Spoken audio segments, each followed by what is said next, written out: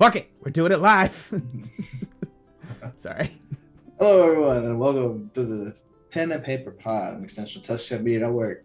I am your host, as always, Tanner Cook, your DM, joined as always by our intrepid trio of adventurers, Jack, playing Lucky. Woot woot. John playing Poochi. Today we must fight. And Trevor as Rabab. Yo. Alright. Who wants to recap us on what happened last time as we get straight into this? It's a pretty intense fight that's about to happen. I think I can. Oh, go ahead. No, you go. No. Dude, all right, this is your bailiwick. Go. All right, yeah. So last week we descended into the crag with our very brave and definitely really happy to be there companions. I think we had Savipes and an individual named Ian with us, as well as Mammoth Mammon. Big Minotaur man, big totems. We went in, and as we kind of actually made it inside and magic started going haywire for others, we kind of found that our elemental marks of protection somewhat helped us cope with those effects. As we got deeper, we found the little girl with the black hair, now confirmed to be Mistra, basically blocking off a four-way fork. And she seemed to have 4 different portals and revealed to us that each of those little bits of herself were like a broken off part of the main Mistra given to each of us once we became acclimated. And those of us who had managed to keep that shard of her within us could see one of them interact with that shard of Mistra, and she essentially had several portals open, and it seemed as though she felt that before we venture deeper, we have to take care of our personal shit. And for Poochie's case, that was the portal they went into first, was the one that corresponded to him, and they have to deal with the thing that troubles Poochie most. So we go in, and we are at the front steps of the Death's Due Monastery. We fight with the 5th gate, very speedy and small person, but it turns out that we are speed crew, and this did not end up being a strong relative advantage for this monk. Naku. And we made quick work of them. Naku, yes, thank you. After that, we moved on to a rather chill but very deadly painter of blood using key to... He wasn't chill. He was an asshole. I'm just saying. Personal things happen between Lucky. Yeah. He was able to paint the floors red with his blood, and it would hurt us to be in that area, seeping the life out of us with his own life force. It was very spooky. But we tried to trick our way past him, but then it seemed that we had to deal with things more directly. So a lot of castings of hypnotic pattern went out, a lot of beating happened, and then we made our way into the inner sanctum where Grizz was waiting.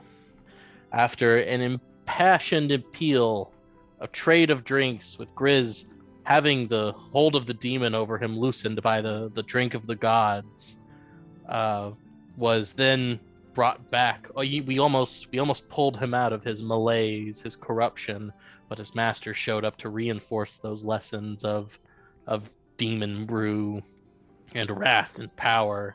And Grizz, with a sad, resigned tone, ended taking part in some very unholy sacrament to becoming a demon-human hybrid of drinking, fighting power. Very great. Amazing job. And yeah, that's pretty much it. Yeah. We're ready to fight. And with that, I'd like everyone to roll advantage as we go straight into the big old fight with Grizz. Roll initiative, right? Sorry. Do we get advantage? No. I believe No. he said we all get advantage. That's right. That's what I said. heard as well. I'm gonna roll with that. Didn't hear that just at all. that. I think you can unsay it. No. I didn't think I said it to begin with, but good try. My bad. You're good. Oh, I didn't select the character. Can you fix it? I'm sorry, man. Yeah. Roll it again. I'll give you the 19. Thanks. Here, selected. There we go. Ah! No, it's fine. Cool. I'll go with the 19. Did I read Grizz Daddy in the fucking turn order just now? Yeah. I'm having fun with it. It's pretty badass right now. Grizz Daddy. I mean, he does. He is. If you know what I mean. I'm sure he's someone's daddy. Yeah. He might have a brood or two. I'm sure he wouldn't remember. Oh no.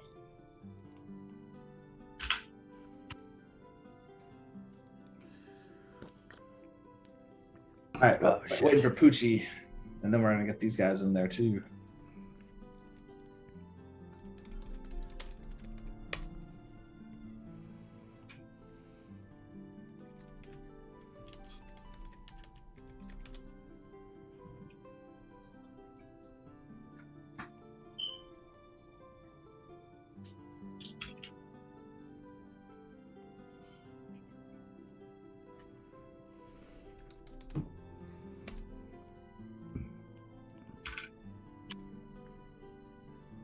All right.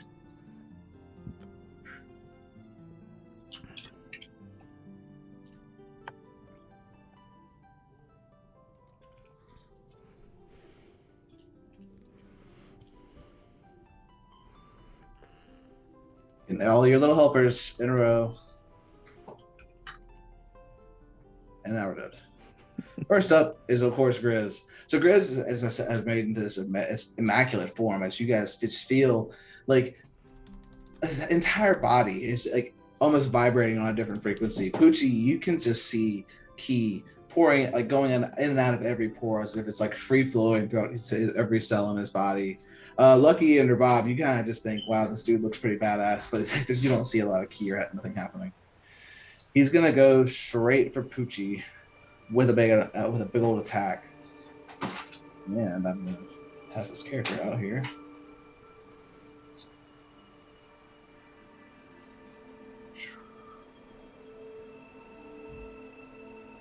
$21 to hit.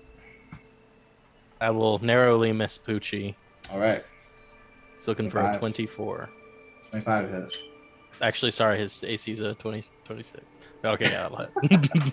All right. 6 damage, but you're gonna make a strength save. Uh-oh.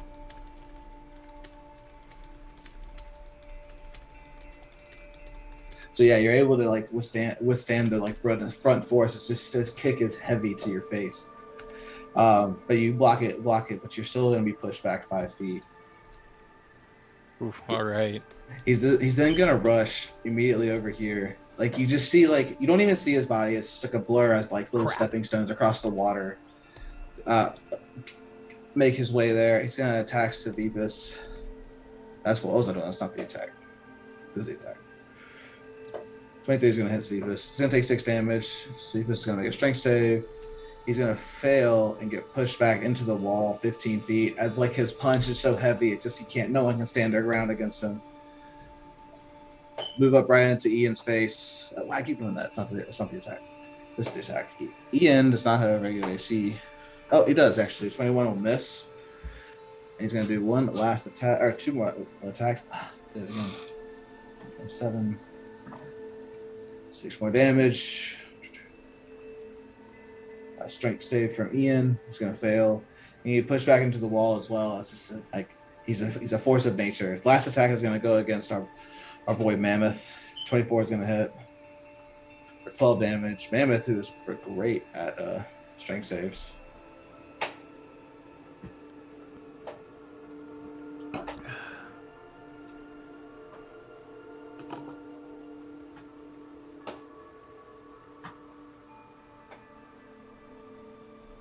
Something wrong? Yeah, I'm trying to find. I was pulling up his character sheet. Oh, my bad. Oh, but with a 6, it's not going to be enough, as he's also going to get pushed back. Like, and you just see like imprints into the wall as these guys just get slammed. It's going to be their Grizzly's turn. Safest is up. He's going to feel like a little dazed, but he'll try to approach as he attacks Grizz. There it is.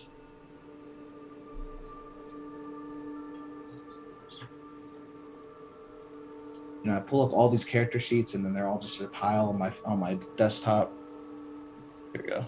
He's gonna swing with his sword, Nemesis, with a 29 that will still not hit. As like almost like it, like Grizz's body, his weight moving at a way faster. He's dodging at a way that his angular movements can't be controlled. Like he's moving really weirdly. How about that?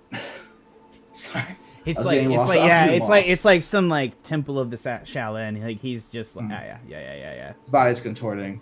That's gonna be all for Savipus. He's gonna shadowy step back here to some trees. Rabab, you're up. I'm sorry. I was looking at my spells when Grizz moved. Did he fucking walk on water? Is that what just happened? Yes. No, yes. And his body moved very fast. Okay, so we're fighting Jesus. Yeah. Yeah, we're fighting martial arts Jesus. Kung Fu Jesus. Yeah. Great. Good he's to know. Back, and he's Good not here to save us. He's back. Yeah. Man. Okay. Let's do a quick measurement here. Okay. I'm gonna bust out my Mirror Shroud spell. It's once per day. Fuck it. Let's try it. And attempt to cast Hold Monster on Grizz. Okay. Nice. There we go. So the save is a Wisdom 17.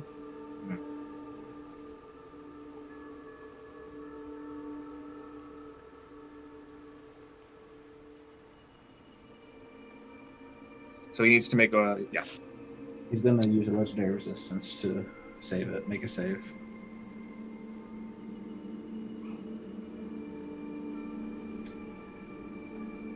So he probably only he probably only has 1 to 3 of those, okay. So he can't do that multiple times. But big hardcore boss monsters can randomly just say, "Oh, I choose not to," but they have to. But that's a big deal to make him burn those. Yeah, I figured as much. Yeah, I don't feel bad about it. Yeah, bonus. I can't cast a spell on my bonus. Shit, can I? You right. cast a. Or if you can cast. Can I shillelagh myself? Yeah. Cantrip. Cantrip versus right. Okay, I shillelagh my quarterstaff +2. Nice. That's my turn. All right, Lucky, you're up. All right. Shit. I am gonna do something maybe sort of stupid, and I am going to run around with super speed. He's within, let's say this, and I'm going to shout with him, and I'm going to use my action to play a song and attempt to persuade him to be chill, man. I would literally like to try to just do a straight up persuasion check to try to soul the savage beast. My hope here being that maybe if he is still in there a little bit, he may have doubts and thus may be able to disrupt him or maybe make him calm down.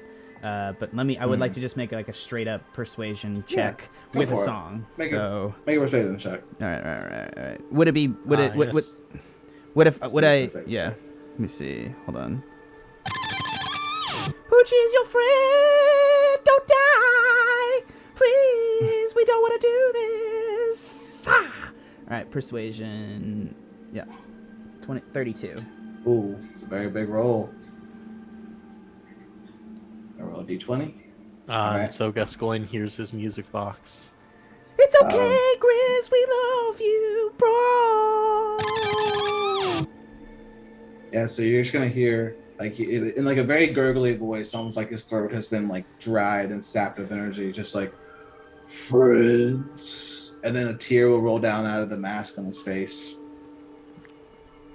Anything else, Lucky? No. I'm gonna crap. Okay.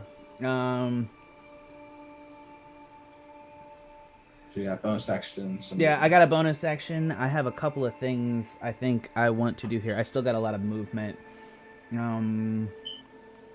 Bonus action, I can't cast anything spell-wise as a bonus. Crap. Sorry. You got about 30 feet. Yeah. I'm going to just, I'm going to use, again, the other action, and I'm going to hold up my hands. The other one is like, back off, back off, back off. And I'm going to say, Grit, and I'm going to shout at Grizz with just like a spare 6 seconds as well as whatever remaining time. And I'm just going to be like, you don't have to do this. Okay. Yeah, so you can say that. You already used your action to sort of do that. So I sort of did that, yeah. I'm going to probably then just back up, and I'm going to, I'm going to try to stay, out of his range. No one's too hurt as far as I can tell. So hey, these guys are looking pretty worse for wear, but whatever. Yeah, I ain't got to. You know what? I'm gonna put a foot forward here, and I'm going to. Who looks the worst here of our three allies? Mammoth probably. He's taking a lot. Mammoth would probably see it as like weird. What about Savipus, and where's Ian Hicks at? They seem Ian Perks, and they seem pretty much like this. Like okay. Maybe some cuts or something, but not too bad. Okay. I'm just going to... I am going to just back off and waste my bonus action. Just trying to persuade him with that big roll. So I'm not going to try to mess it up. All right. Yeah. Yeah, totally. So Mammoth is going to be incredibly furious as he gets himself out of the imprint of the wall. He's going to go up and try to attack Riz. I would like to say on my bonus action, I did tell him not to, but I understand that probably doesn't stop Mammoth. He's going to bang some war clubs. It's going to be plus 12. Crap. So yeah, Grizz is going to dodge that again. He's going to dodge that. Grizz is, again, like, you see these massive war clubs, like the size of, like, pillars of marble, and he's just swinging them like they're nothing, like, and so fast, but Grizz, again, is just, like, flawlessly dodging them, like they're not even there. Another dodge as Mammoth violently swings at him. Ian is going to try to retreat, get himself out of the way. He will look to his spells, though. And he will also try a hold monster on Ian. Or not Ian, on a Grizz. Come on, baby. I'm going to use legendary resistance to save against that. And then Poochi, you're up. All right. Poochi is going to hop off the bridge and will reveal that he, too, now has the ability to walk on water. Using his fresh and hot little monster. Shit. Oh, yeah. That's awesome. There we go.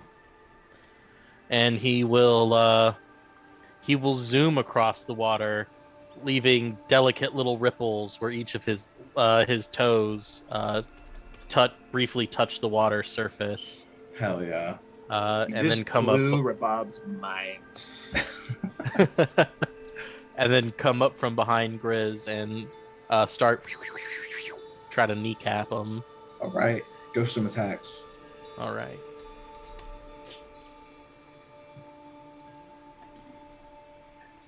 $29 to hit. Yeah, so you have a really incredibly precise hit coming right into his like lower abdomen, but then out of nowhere, like some force of ki like slightly moves your punch away, and he dodges it. Shit. That's like peak capacity too. All right. Yeah, Poochi will try once more.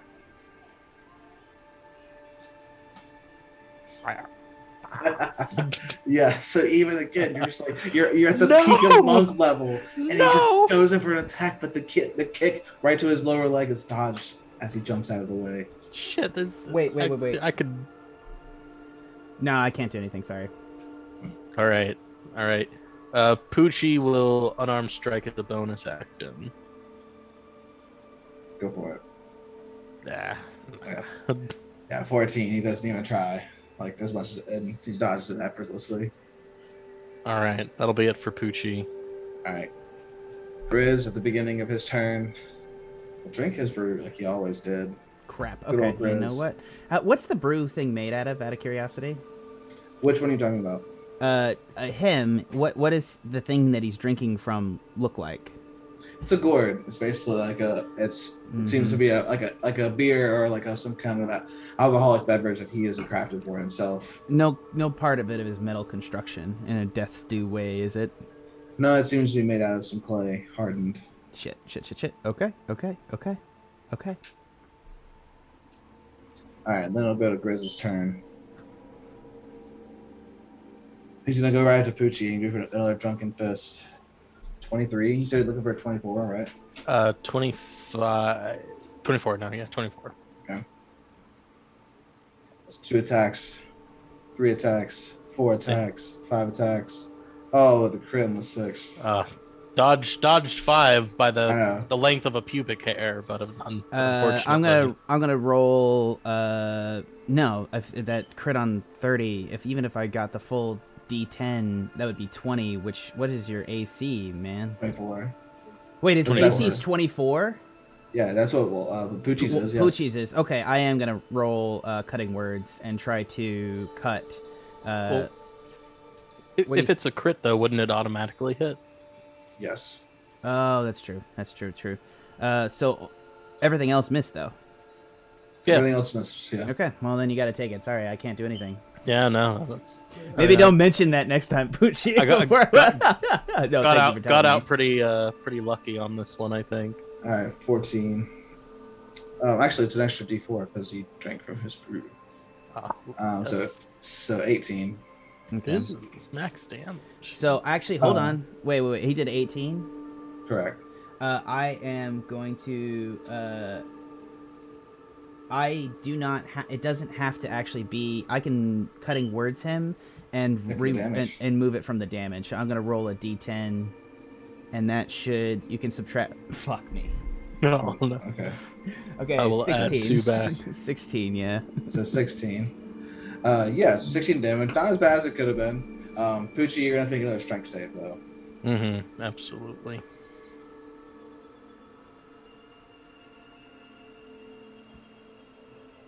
All right, you're gonna be pushed all the way back as you kind of ram into the statue that's pouring liquid.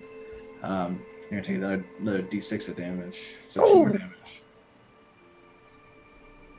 That'll be Grizz's 6th attacks, but he will again move straight out of the line of sight, and then right up into Lucky's face. He has no more attacks though, so that'll be it for him. Savifis is up. He's gonna shadow step into this little Shinto hut that's been in the middle of the arena, and he's gonna jump, do a running jump to try to stab him again with a nemesis. Oh man. Oh, and he crits! What a monster! You see him go in. The blade definitely pierces and definitely does all this damage to him, but he doesn't stop moving. It's just almost like he's not even feeling it. That'll be it for Sabifus. Rabab kind of got his blade kind of stuck inside of Grizz, as the muscles already had formed around it from the healing of himself. Wait, his musculature is healing around the blade? Yeah, so it's kind of stuck inside. So Sabifus tries to pull it away. Good grief. Okay, we moved, so let's see, what's the range on this? 90 feet. I think I'm gonna go for an entangle here. Yeah, I can do that from here. Rabab scrunches his toes into the earth and calls upon the roots of weeds and whatnot to rise up and entangle Grizz. It's a strength save of 17, which he will probably pass. Yeah. Yeah, he's gonna say that. All right. Yeah. And I can't. I thought I'd knock off another one of those things, but I should probably stick to wisdom saves if I'm going to do that. I can't mess with his saving throws, unfortunately. I don't have a way to do it. Do you normally? No, I can't. Not really. I can mess with my own saving throws, and you can use Bardic Inspiration on saving throws and other things, but you can't really. Yeah. Oh, I can't hear you, Tanner. What else do you got, Rabab? You got a bonus action and some movement. Can I bonus Shillelagh my other quarterstaff? Hell yeah. Go for Do it. All right. Lucky, you're up as Grizz stares you down. Yeah, this isn't really what I want. But I don't really have... I am going to... I'm a little bit sensitive. I don't necessarily think... Okay, this is dumb. Where is his gourd on him? It's like in his palm, like in his left hand. Okay.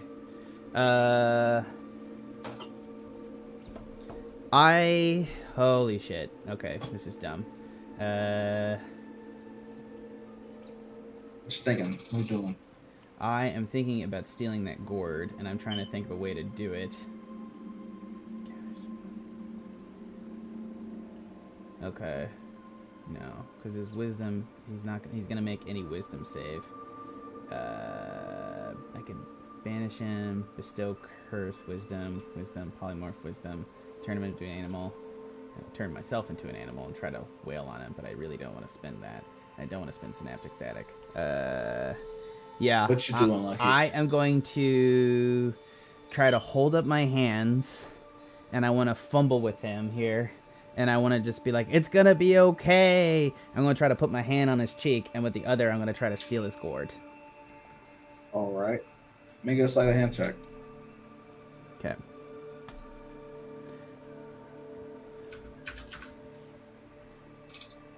All right.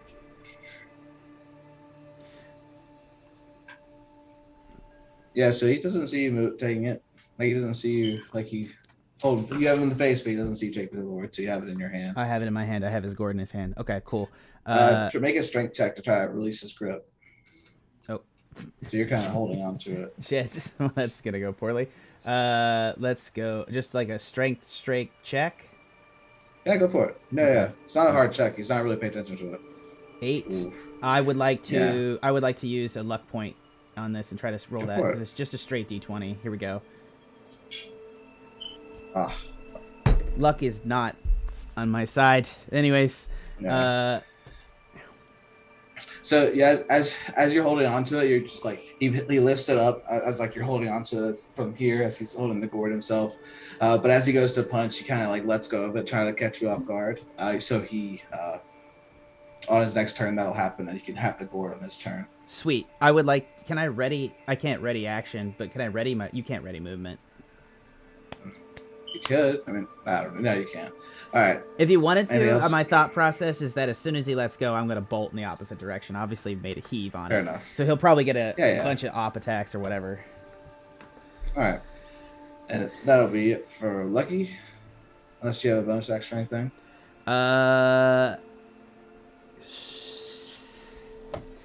Okay. I don't. Go ahead. Sorry. All right. Mammoth's gonna go up. He's gonna charge forward. He will have a bunch of attacks as he's trying to release some pent-up aggression.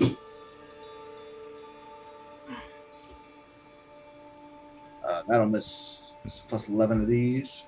Yeah, it's 17, 14. Oh, some more attacks they're just gonna miss.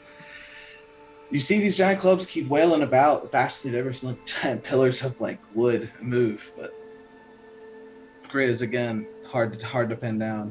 Ian again is gonna start running away. Like, what the fuck is this guy chasing me for? He's actually just gonna double move. Poochi, you're up. So, from examination of Beebiz's stab, right? 'Cause that's the only thing that's actually caused physical harm to him. You said that it looked like he was healing so fast that the blade was getting stuck inside of him. Yes. Poochi knows that he has thrown some of the best martial arts he has at Grizz, and would probably virtually need a miracle to actually hit him. And Poochi looks to the chains around his ankles, and he remembers what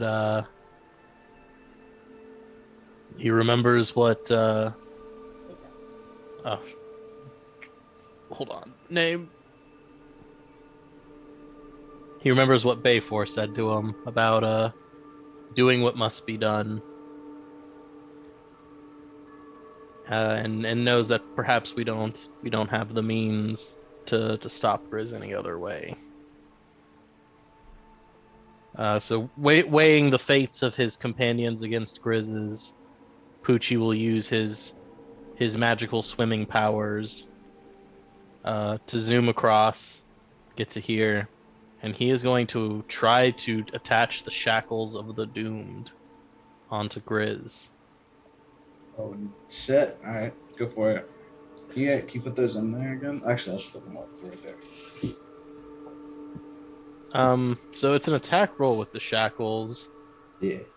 Do they have a modifier or some kind of special? I think you use a thingy? modifier. Okay, like my dex plus proficiency. Yeah. Okay.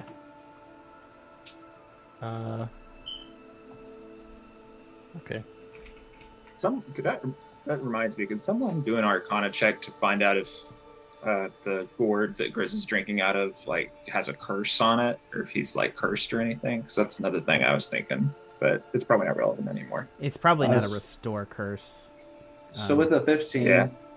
you catch him off guard as you run across the water again, but as you snap down, he moves his hands out of the way. All right. Poochi will try once more. Does it take one of your attacks, or is it your action to make one? No, it takes your attack, so it's use an attack action to make it. So if you have multiple attacks, you can keep trying to shackle him. Okay. Poochi will try once more. Oh fuck! He found the thing he was fishing for. Yeah, the crit. So as you do, you clamp down on this fist. You go. Yeah, they're there on him. You hear a solid just snap. It's almost like the snap that you hear as they clamp down. It kind of reverberates throughout all of space and time. And Poochi just has this aggrieved, I'm so sorry, Grizz. Kind of in a way, he's almost unhappy that he succeeded at this gambit so quickly. But he will spend a key point and use his action to do patient defense. All right, nice. Anything else for Poochi? No, that'll be it for him. All right. Poochi is going to, Chris is going to spend his whole action hitting Poochi as his fists are bound.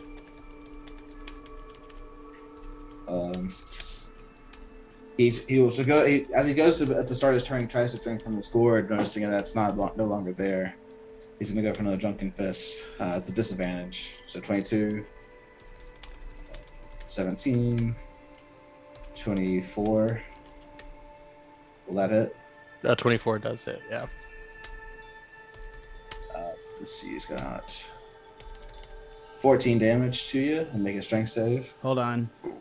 Well, I probably should have said it earlier. And I dropped my last cutting words. If you would like to, yeah. I got one more. All right, I'm gonna drop it on that. So D10 back. On his attack? No, on the roll. So 6 from the roll. From which roll? The damage or the attack? The attack. All right. Yeah. So with the 6, it's the distraction that caused you to miss. Over here, big boy. Ooh, all right. Oops. Sorry, that's not what I'm told. 13. Another 13. Last one, a 27. Okay. 8, and then plus another D4. So 12 damage. And then make a strength save. Okay.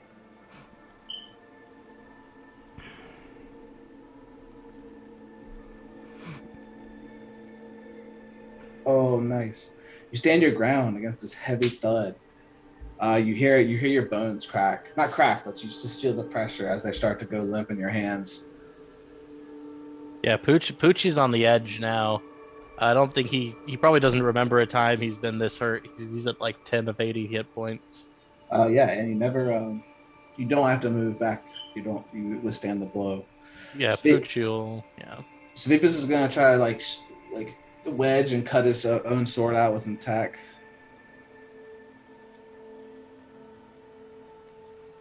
15. No, it's just He tries to get a leverage on Grizz's body, but it's too elusive, and the key makes his footing bad. Sorry, that wasn't meant to happen. So he's gonna hold on, but he's gonna let go of the sword, and then shadow step to this shadowy corner made by these leaves in the trees. Rabab, you're up. All right, I'm gonna use Rabab is feeling all the smells and the richness coming out of both of the quarterstabs that he has. They're just in bloom magically, so it's time to get in there. He's going to take his full 45-foot range of movement to come to the middle of the bridge, where he'll have a better view of the action. And where did my ruler go? It just disappeared. Here we go. Oh, man, they changed up a lot of stuff in Roll20. I like it, though. So I'm going to cast Wither and Bloom. Nice. I want the spell. Yeah.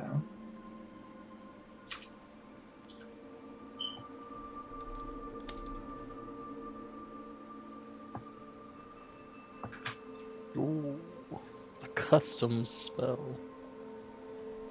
To my knowledge, it is not a custom spell. No. Oh, No, okay. Wither I've and never Blue. seen Wither it. and Blue is a regular spell. Oh, is it a Tasha spell or something? I think it's.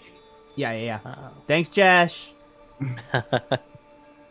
So Rabab will draw upon the rich crust of earth that he has dragged with him on his feet, and after the not success of his use of Entangle, will still reach down into the earth and invoke life and death upon a 10-foot radius sphere centered at a point within range here.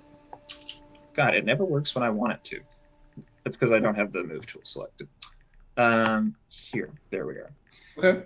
So Grizz will make a Constitution saving throw. Yeah, okay. Here comes. For DC 17, which he passes with flying colors. But Poochi will also be able to use a unspent hit die, if he has one, to regain hit points equal to the roll plus my spellcasting ability modifier. Ooh, nice. Do you have a die left, Pooch? I muted. You're still muted. Yeah, Poochi, I'm pretty sure he does have it because we haven't really short rested. Yeah. If you want to roll it, you get I believe a +5 to whatever it is. Nice. Okay. There's cons. Okay. Ooh, could I add Bardic to that? No. That's no way. way, right? That's not how that works. Okay. It's wait, no, I mean Keep remembering Bardic. Bardic creature. It's not my roll, it's him rolling it. So yeah, that's there's no true. way. Yeah. Oh, I but he think gets max heals. Ooh. Not bad. Not bad at all. Not All bad. right. Wait, where'd the +8 come from?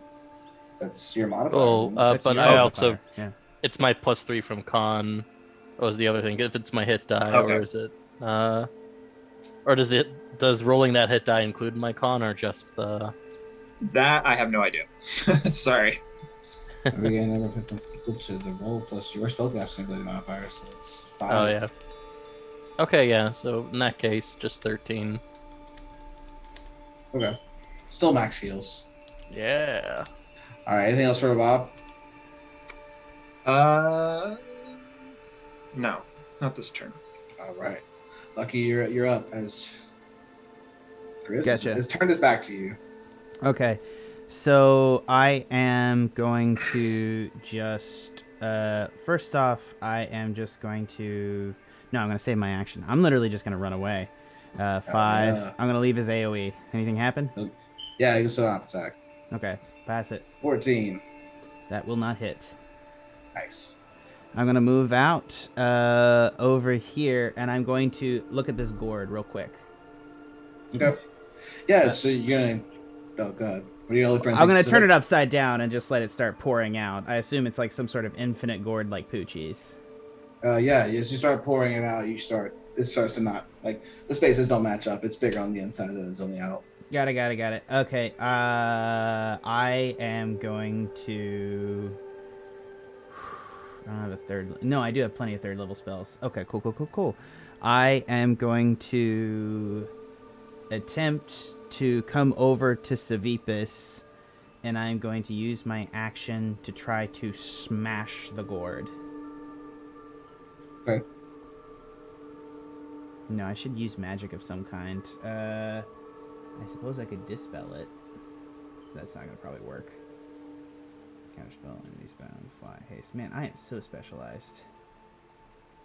Yeah, no, I'm just going to try to physically take the gourd and smash it into the rock right there by Savipus, hoping that, and I'm going to tell Savipus with my spare time, is like, we need to destroy his gourd. It's a source, it heals him.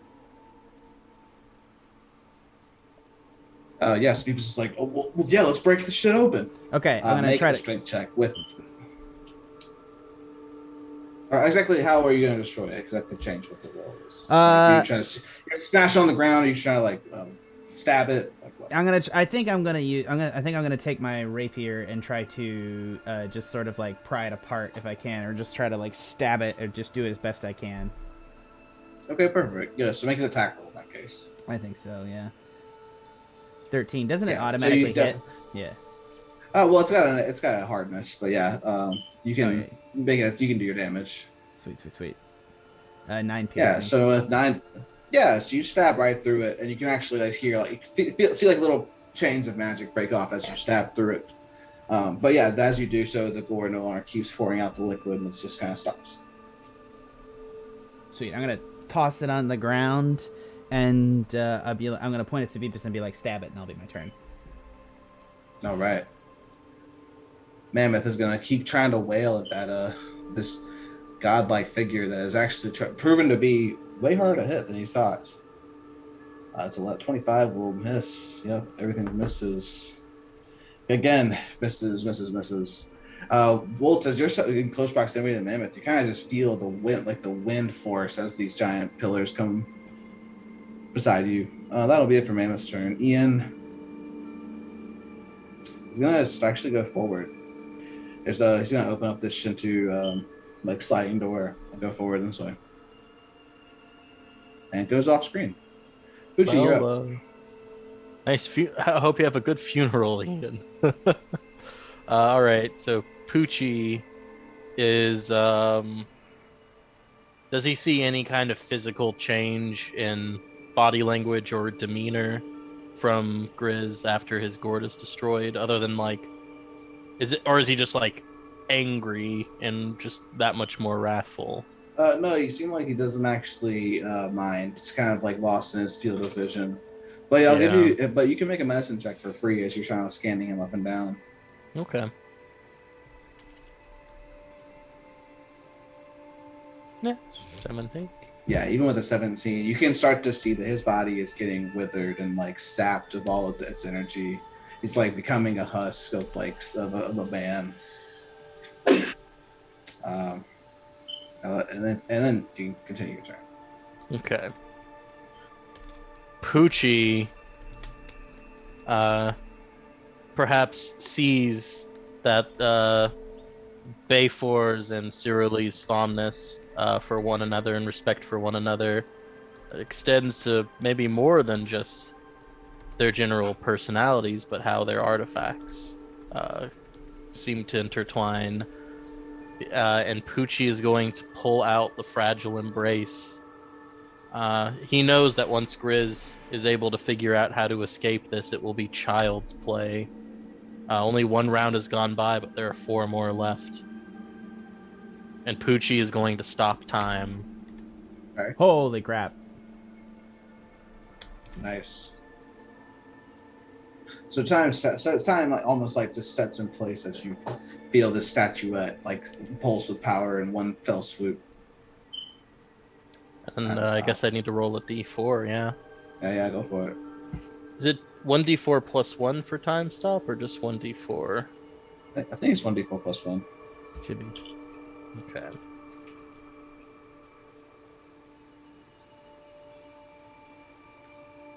One turn has passed, and now with time stop, 4 more can go by. Mm-hmm. So I guess for each round for the next 4 rounds. While time is stopped, Surly's embrace will pulse from the orb, healing and revitalizing all. And Poochi will actually include Grizz in this to help him recover the constitution that this demonic energy is sapping away from him. Okay. And with time still, the chains attached, Poochi will... Oh my god, you have a gourd? Since when have you had that especially gourd? last week. Oh my god, I love it! That's awesome, dude. You'll take a sad contemplative sip and say, "Oh, Grizz, I'm so sorry that this came to this. That I had to weigh my duty to the good people of the Crag against my duty to you as a friend. And I guess I couldn't have it all." Poochi will say as he starts tearing up. He knows he's running out of time. Mm-hmm. But the chains are a ticket straight to the underworld, and it heavily implies that it has to be the person that they're attached to. But I guess, DM fiat, right? How potent is the chance that Poochi could take himself to the underworld and drag that fucking demon essence with him using the shackles? So you're trying to drag it out of Grizz with yourself and go along with it into the underworld? Poochi's down to do this, yes. All right. But I don't know if that's like a manipulation of Bayfor's artifact. That would be, You look at it and you think that you could actually pull this off somehow. Like you just need some way to reach Grizz. Somehow. And with that, Poochi will, knowing that his time is limited, he will take his gourd he's taken a sip from and gently feed a sip into Grizz's mouth. And Poochi will try to peel and pull the mask while the time is stopped after pouring it down his throat. And he says, "Come back, Grizz. Come back. I'm going to help the Crag, but I'm going to help you too." And he's going to pull and pull. Yeah, so make a strength check. Or make a strength check. All right. Not his best, but a 10. So as you're pouring and like you're pulsating with this heavenly divine aura, you're just like you pour the ambrosia liquid down his mouth, and it's just you feel the light, like the slightest tug of the mask loosing on his face, and you think it's working. All right. Yeah. So I guess Poochi will keep going and going, and he's going to try to. I guess his plan here is to take the mask from Grizz, put it on himself to basically try to steal his demonic essence, and then send himself down into the underworld with the demon captured within his body. All right, wait. Describe that one more time. Sorry, So, if Poochi can successfully remove the mask, do we need more rolls to? Yeah. You're doing one more strength check. Okay. Keep rolling. Keep pouring the ambrosia. More booze, more pull.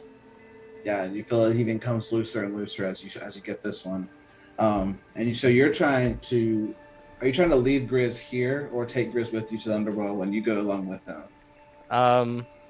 Poochi is trying to leave Grizz here, but Okay. Poochi wants to basically graft the demon's essence and power onto himself and send himself down. I see.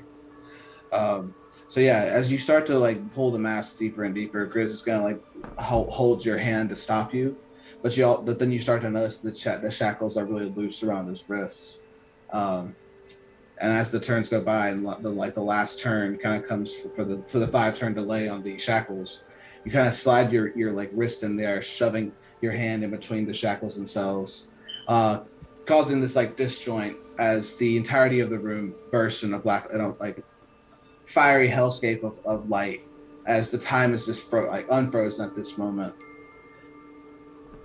Everyone around you, you just see Grizz, this like shriveled up husk of this like burned, sapped man, splayed out on the floor, and Poochi is gone. Before, in Poochie's final moments, he would have tried to put his gourd into Grizz's grasp and say, "I leave it to you, Grizz. You are the better fighter. I know that you'll be more help to them than I will."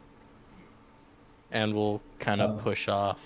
Yeah, so as you say that, the mask breaks off in that one last moment of like true peace, and Grizz goes, "I'm sorry." And then you fade. Poochi fades?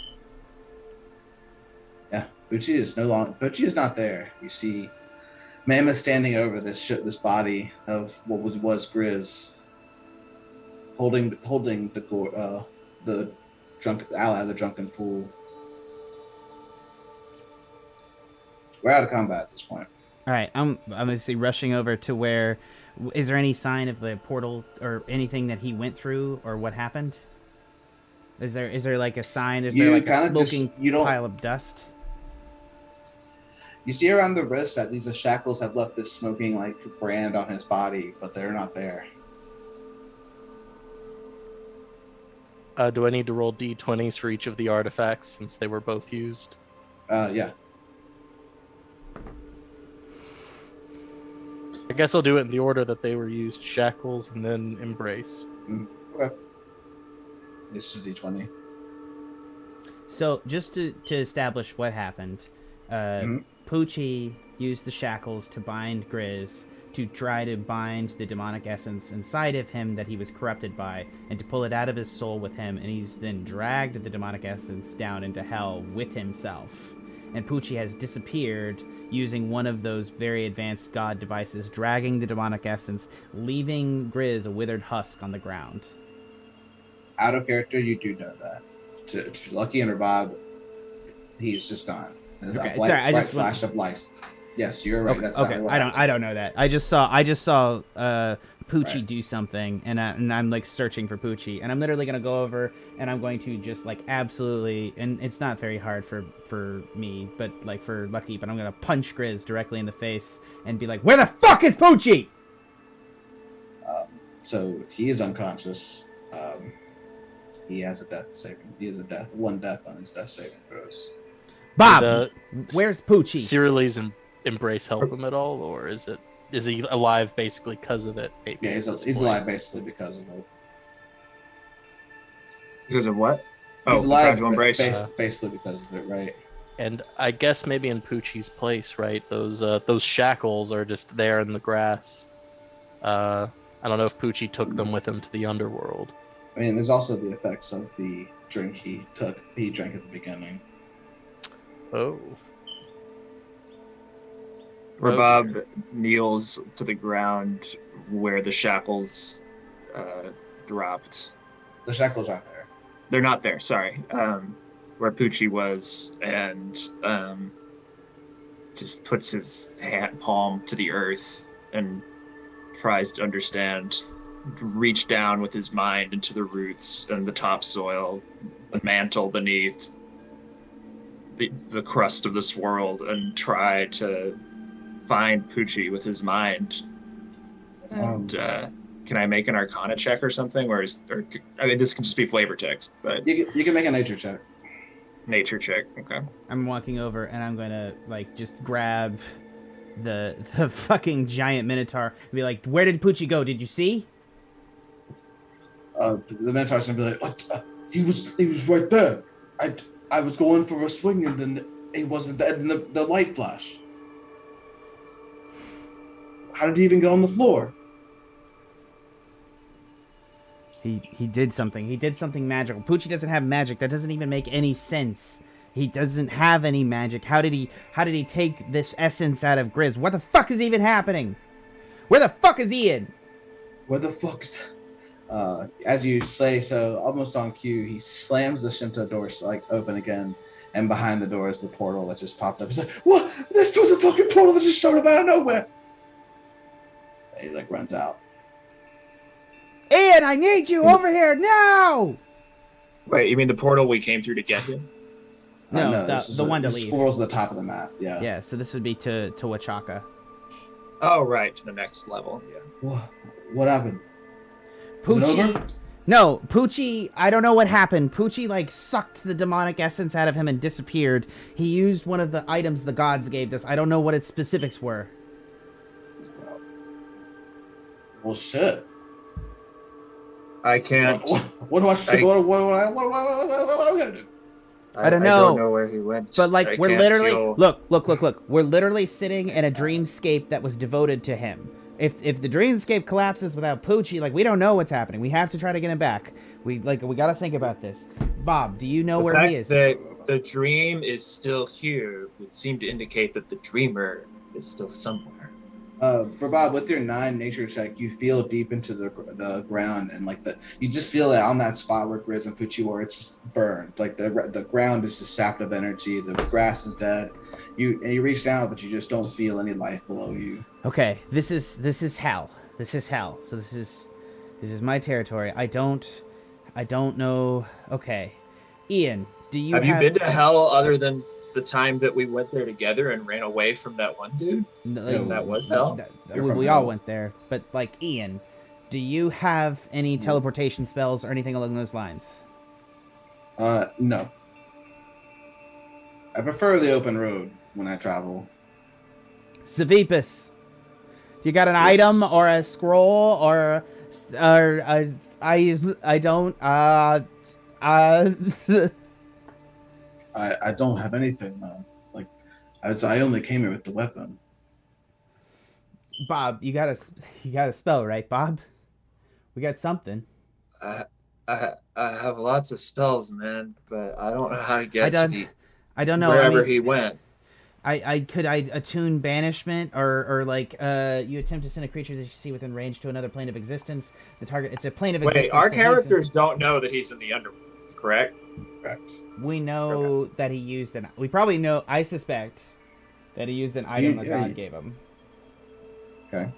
Yeah, you know which item so far. Wait. We don't know that he's gone. We don't know where he went. We don't know that he's hurt, but he's gone somewhere. Right. You were saying this is all a dream that we're in, that's been extracted from his consciousness? Have we ever really established that? No, we haven't established where the fuck we are. Real. We just started killing monks, and then we don't know where we are. We don't know where Poochi is, and we don't know what the context of this is. I think that's the real Grizz. Otherwise, Poochi wouldn't have done what he did, whatever that was. Well, why would Poochi know if it was real or not if we can't tell? I don't know. It's his baggage, man. Ian's gonna start feeling the ground, like testing if it's real. Seems real. I'm gonna Mammoth is gonna dream down and check on the sky. I don't know, Grizz. Yeah, this guy looks pretty dead. Should we stabilize him? Let's do it. You could at least give us the clue as to what the hell just happened. No pun intended. Yeah, Sleepus will walk over. The 15. It stabilizes Grizz. What the fuck did just happen? Who said that? Civibus. Okay. I don't know, man. You're the council member. What?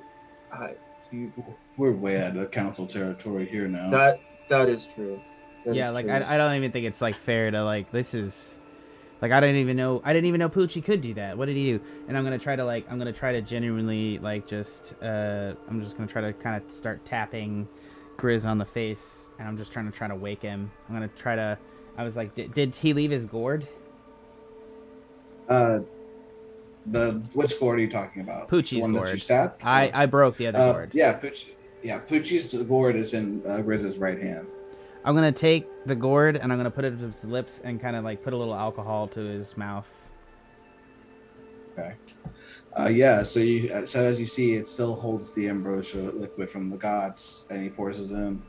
Grizz immediately loves the taste as you see him smiling as he drinks it, but he's not going to regain consciousness. He doesn't regain consciousness from that. Maybe it's just going to take some time. What's the ambrosia in the gourd again? Does it have a healing effect or not? No, it's just the meat of the gods. It's Okay. just really good. It's just really good drink.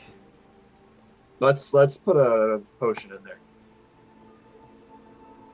Okay. I'll put one of mine in because it can hold it Right. forever. Yeah. So Which potion are you starting with? The supreme healing? no, greater. I have a bunch of greater ones to burn. So do we want to?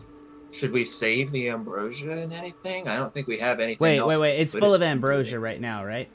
I can't hear you, Pooch. Yes. Yeah. Poochie, just so you know, you're. Oh, it's blocked okay. up. I'm staying muted. I'm like a live reaction here. Oh my god. I don't have a spell. I don't have a spell to get anywhere to you. I don't know what to do. We're trapped. To get what? We don't have a spell to get anywhere near him, or to go anywhere, or to follow Who? him, or to figure Poochie? anything out. Yeah, Poochie. Grizz might be able to tell us something. I think we should wake him up. I don't know. We don't know. Did Grizz do this to Poochie? Should we kill Grizz? I don't know, man. Stop. I don't know stop, what needs to happen right stop. now. We're gonna figure it out. You're right. Sorry. Give him the. All right. I pour out the ambrosia. Onto, Wait. No. the You're not. spot You're not pouring out the ambrosia. All right. Do you have a flask? I just take out a health. I just have take out a basic health potion and I give it to Grizz, a basic one, so because like he doesn't need to necessarily be stronger. That's. I'm rolling Roll, it. Yeah. I'm on it. Yeah, 2d4 plus 1. Yeah. I didn't realize you had some. I do have some. We all do. We did pretty good at the beginning, if I'm not mistaken. I think we used up most of the ones Poochie had. No, I have. Well, dude, I have 5 potions of greater healing. Yeah, we have a lot of potions. Yeah. Yeah, You guys stack me too. up. Yeah, he gets 14 health. Nice. That's 44. A basic one? You said you used a basic one. Or I used greater. I only have a greater. one. I literally don't have a basic health potion at this point. It's as basic So as you we shove get it. at this point in the campaign. Yeah. So you shove it in his mouth. He drinks it like happily as he thinks it's gonna more ambrosia. It heals his body as you start to see like stitches on his open like sections that have been burned or scarred. He's gonna regain consciousness and be.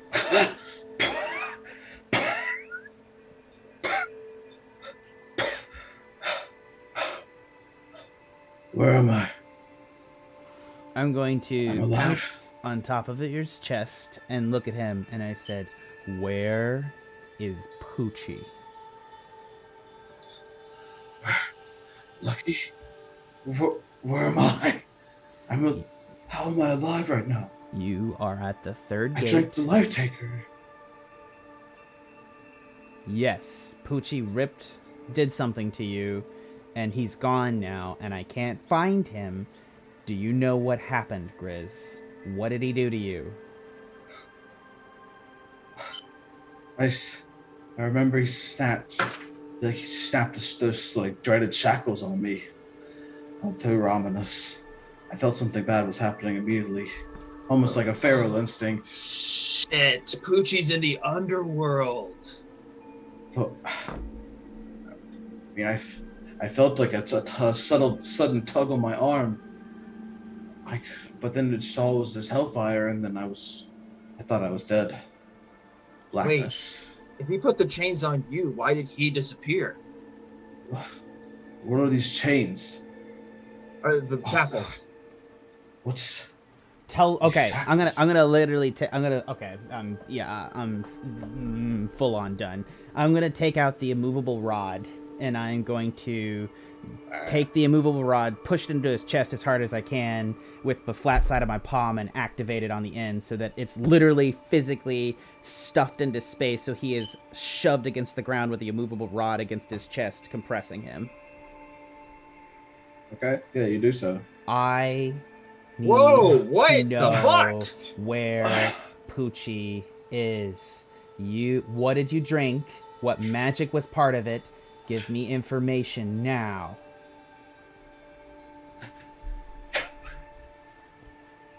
Oh no, I forget Poochi went. I drank the life taker drink. The Nirvana, the one of the demon brew. The one that we death through monks. I fought, like spitting. We tried our whole lives to make. I'm supposed to be dead at this point. What? I don't fucking know what happened to Poochi. Get this. Dude, get off of it. You gotta fucking kill him. I deactivate and pull the rod off and stand up, and I'm just like, I just sort of like walk away. I just walk away from the situation and just like go up behind a boulder and start crying. I'll go and talk to the bull guy. What's his name? This guy here. Yeah, Mammoth. Mammoth. Yes, thank you. You know the way to the underworld, right? We met you there, didn't we? I mean, I have traveled many places in my battles across the plains. Yeah, me too. I'm from another dimension. Like, nobody's impressed. Can you get us to like where Poochi? Wait, can you help us get our Pooch back? I mean, it's difficult as I only have the ability to astral project to other planes. I need Tempest's help or some other clerics to actually go there. It's more like I can just scout out the area for fine opponents. Well, then we need to have like another powwow with the gods. Can you take us back to the banquet? Like, this changes everything. We can't do this without him. Yeah, I mean, I can. I just need some specific items. I think that we can find them somewhere. I mean, are you about to set us on a fetch quest right now? What? Poochie's gone. What are you talking about? I know he's gone. I didn't know. It's not about the items. I have them here, I think.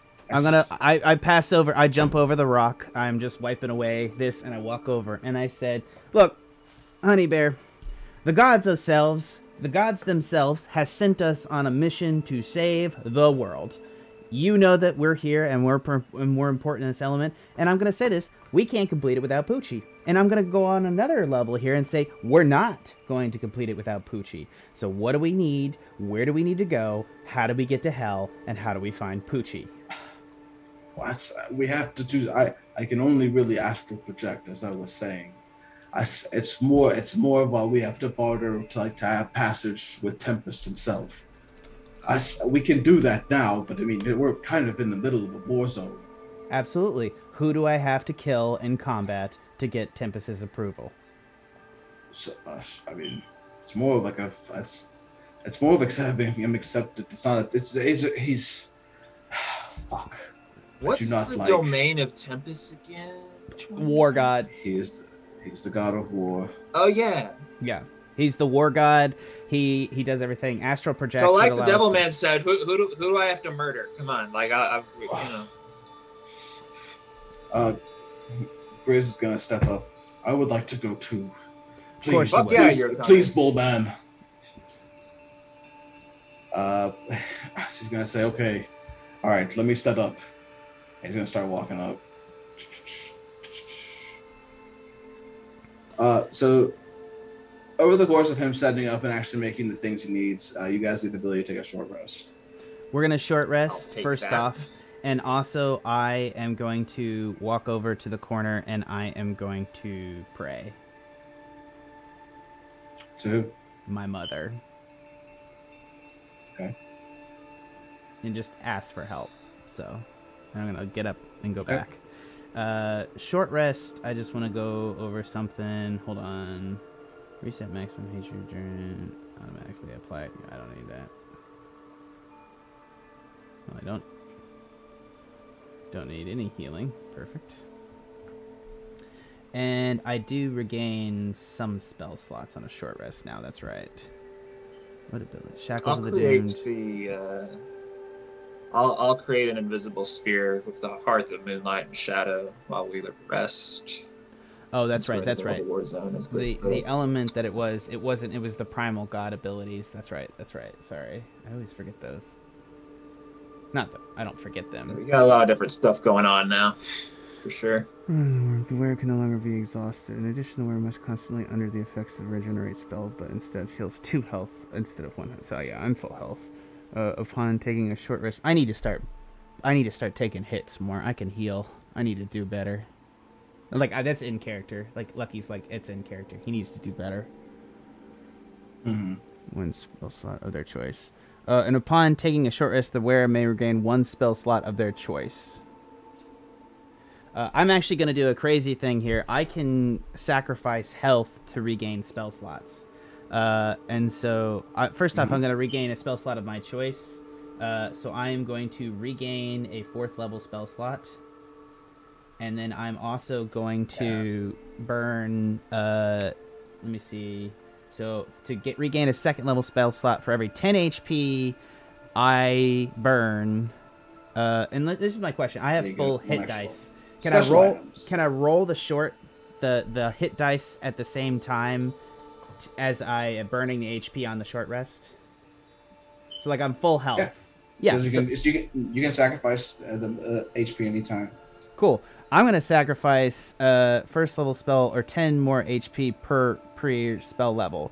So the wearer must sacrifice 5 HP for 1st level or 10 more HP pre-spell level. So 15 for 15. So okay. I'm going to sacrifice 30 health to regain 2 2nd level spell slots, which I'll take 30 damage. Okay. Oh my god, this is actually crazy. And then I'm going to attempt to regain it with dice here.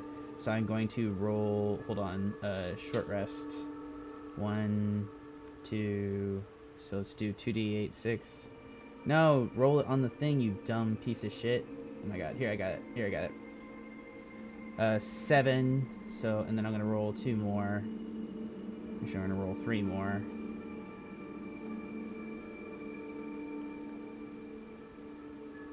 6, so I'm going to gain, shit, okay, you know what? So that's 3, wait, what? No, it's just a d8 plus 3. Okay, so I haven't rolled that much. It's just rolling it each time. So if I do 3, 5, so 7, that makes more sense. Okay, 11, 18. I'm gonna do 2 more. 4. So gotcha. All right. So 7. Hold on. Let me just do this. Oh my god, shit. 14, 11. A lot of numbers going 25. Yeah. 28, 29. So that's 29 health back. So I am back up to full health, and I'm going to waste another 15 to grab another 2nd level spell slot again. And then I'm going to roll 2 more die, which should bring me back up to full.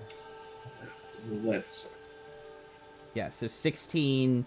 That's 15 exactly, so I'll still be full health, and I'll regain 3 2nd level spell slots and use up almost all my short rest die.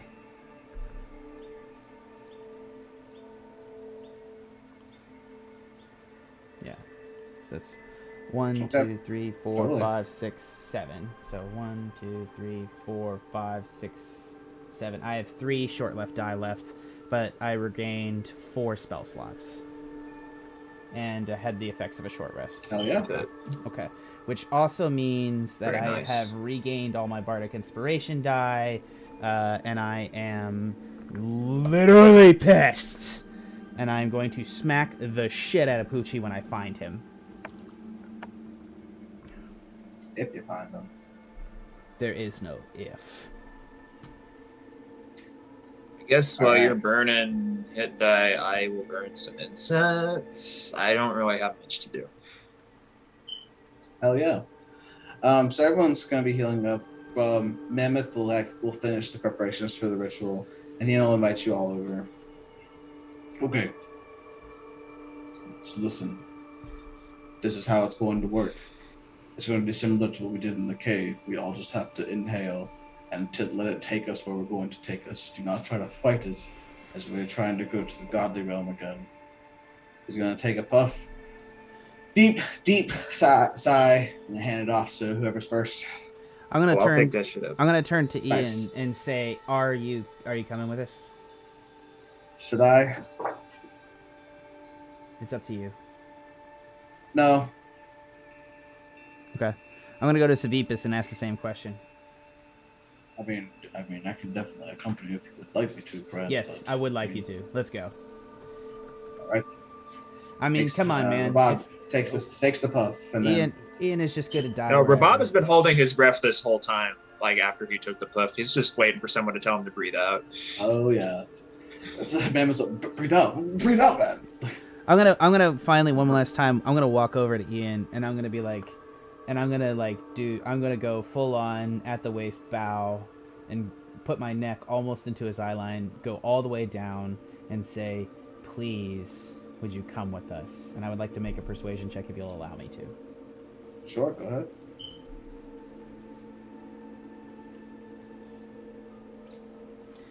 18, and all the way Alright. down, I am kowtowing a little bit here. Just please, for Poochi.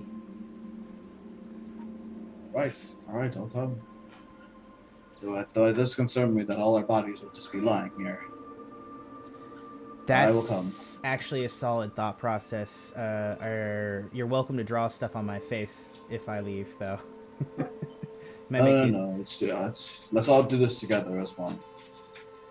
Hey, Bob Ian. will exhale the smoke through his trunk and try to write Poochie's name in the air with it. Nice. Yeah, so you do so easily as almost like the full manipulation of the smoke. The Grizz takes a deep puff but coughs it up because he's not fully healed yet. Lucky and Ian and Sadipus, you all take a smoke. So as you guys all gradually fade as your eyelids get heavier and heavier, you all have the solid clunk hit the wood on the bridge. You come above your body as like you're an out-of-body experience, looking down upon yourself, and you're moving about through the air. At this point, like Mammoth is like almost like attaching on some kind of link chain to you guys. And he's gonna drag us up to the heavenly realm. He starts going at this warp speed up into the clouds, but then he hits a solid thud of a magical barrier preventing anything else from leaving. He goes, "What the fuck is this?" And he's like, you see him shove against the barrier again, then shove it one more time. Why the hell could we not leave this place? And then he'll bring us back down to your bodies if you choose to go back into them. I mean, I'm gonna hang out above my body for a little bit. I'm in Right. astral form, correct? So I can cast spells Correct. and stuff. Yeah. Yeah. We are chained. Do you have to dispel this magic place. by chance? I do, if I'm not mistaken. Oh, maybe I am mistaken. I did reshuffle a bunch of shit. I can detect magic, so you don't just burn it. I would like to look. I would look at like the chains that have forged and try to just through my Arcana history, because I am a lore bard. I am really studied. I would like to see if I can figure out what the fuck is happening. Yeah, make a history check.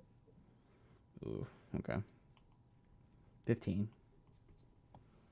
Yeah, so you know that this area has been covered in magic for so long that like you feel that its essence is trapping you here, and it's almost, but you also feel that it's more so like you've read about the pit and read about more than you realized as you see. Like it's something more than arcane magic actually preventing you. It's almost like some kind of blood magic. Blood magic, eh? So can I infer from what I know about the spell why Poochi was able to pass, or I have no idea? You can kind of make this assumption that it's a divine item.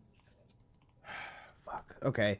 I'm going to look at the two items I have, tomorrow's coin And also, I'm going to look at Tamora's coin, and I'm going to look at the other one, which is the mark. So I only got one divide item, and I am looking at it, and I am thinking about the nature of the Stygian pass, and the fact that the coins were used for the boatman, which is not necessarily the religion we're in, but, you know, here we are.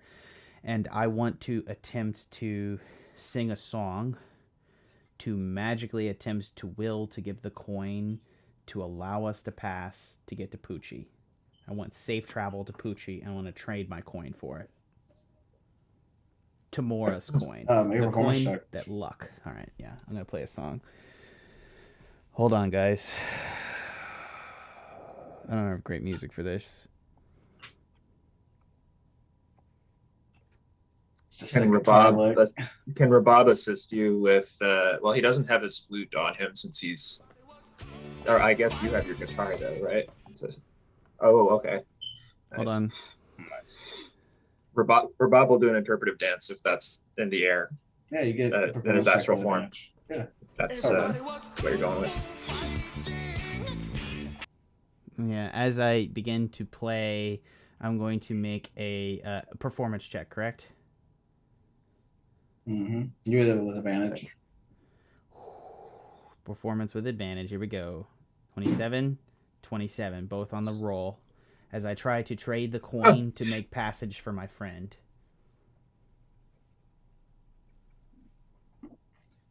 Yeah. So you're singing this song, and it's like a desperate, heartfelt plea to Tamora to some sort of like bargaining chip to like get any kind of access out of here. You wait a minute, no response. Another minute, no response. Silence as the water trickles. Just I can get to him. Come on. He's just we could let him come back. Grizz wasn't worth that. I could have tried harder. Please, just take it. Just take it. Just take it. Silence as the water trickles.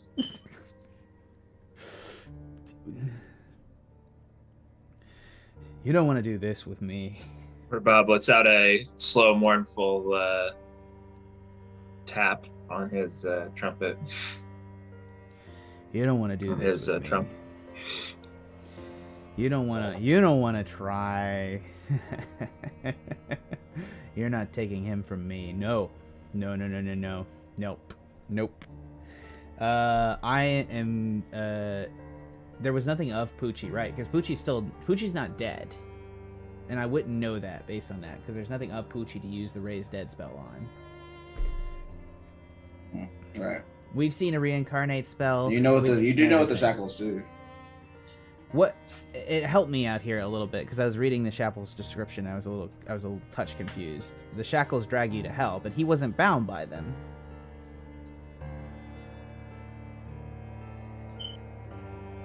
Hold on. What you know exactly.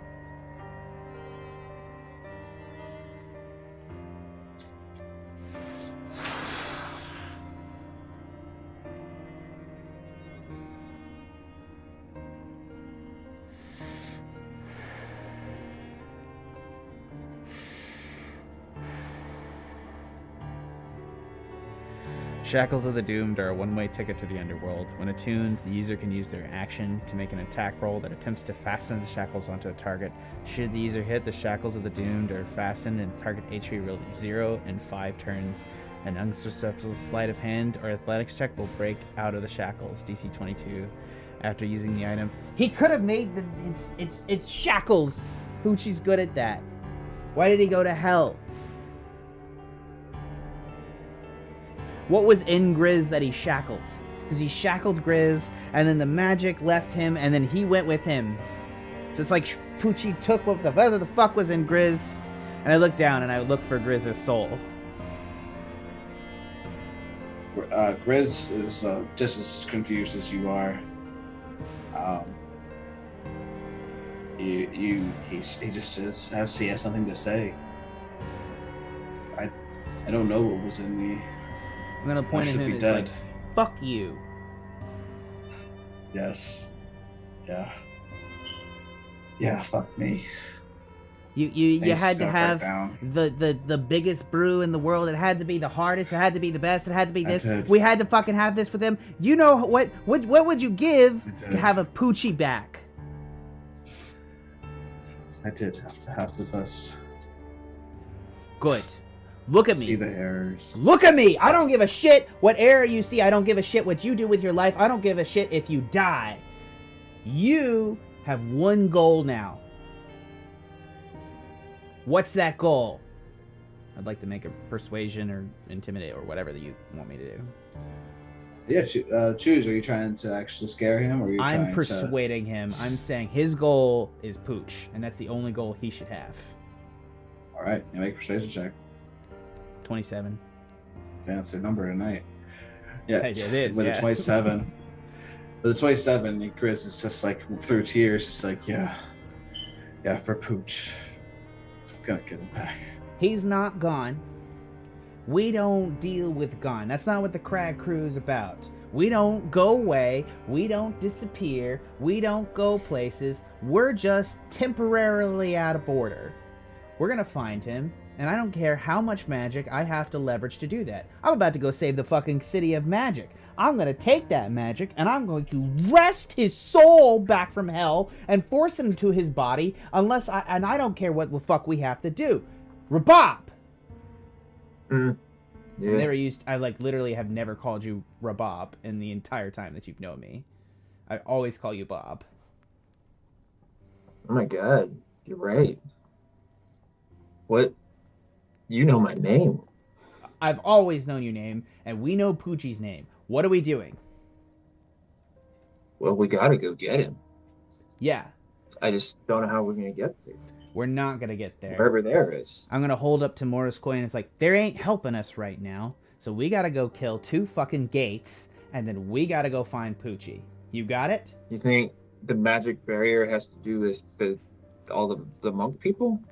No, it has to do with the fact that we're in another dimension inside the crag, and we're in the fucking confines of some crazy god that led us to see Poochie's, like, darkest, deepest fears. Yeah, if Poochi sacrificed himself to get rid of, like, the bitch and brew side of the Grizz, then obviously something didn't want him to do that.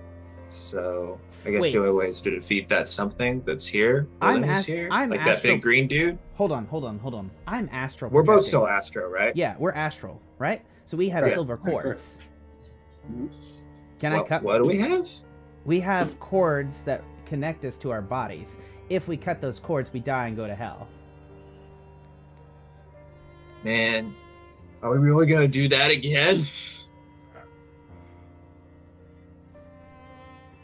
Mammoth is gonna say we can't. Well, he's not actual. He's actually went back into his body. Yeah, he did. So it's just you guys up there. Sadipus is gonna say, I'm not gonna kill myself. We still have a job. I to didn't do." ask you, Savip. Somebody's got to try to fix. Sorry, I'm not gonna call you Savip. That seems really disrespectful at this exact moment. Listen. I understand. This is something very incredibly personal, but we can't stop. We have this job to do, and every second we wait, and Terry is another second that this great evil from the bottom of the crag is going to rise up against us. Listen, I know, Lucky, I know this, and Rabab, this is one of your best friends, but I mean, it seems like Grizz is willing to take his place.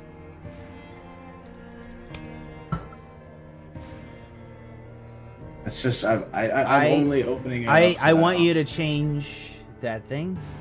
Do you really think saying Grizz take his place is a good way to go about it? It's just a suggestion, Lucky. I'm trying to be as practical as we can as the world collapses around us. Riz will rise to stand once more, looking deeply at the gourd that Poochi left him behind. And he'll say, Poochi, you shouldn't have saved me. I wasn't worth it. You were the better man, the better monk. And And Grizz clenches his fist and he says, "I swear, Poochi, in your name, Mag will choke on the death's brew." And Grizz, now feeling the full impact of understanding what Poochi has done, will let out a savage, deathly roar of pain and fury. Poochi! As Rabab will join him there's- with his trunk. There's guilt, there's fury, but you see within Grizz that that raw physical heat just kind of simmering off of him as he focuses his sight and his energy towards that gate. Yes. I look at them both and I watch them scream, and I feel so empty and powerless to help my friend, and I'm gonna return to my body and just sit there. Yeah, I'm and back in my body. Look at my wrists.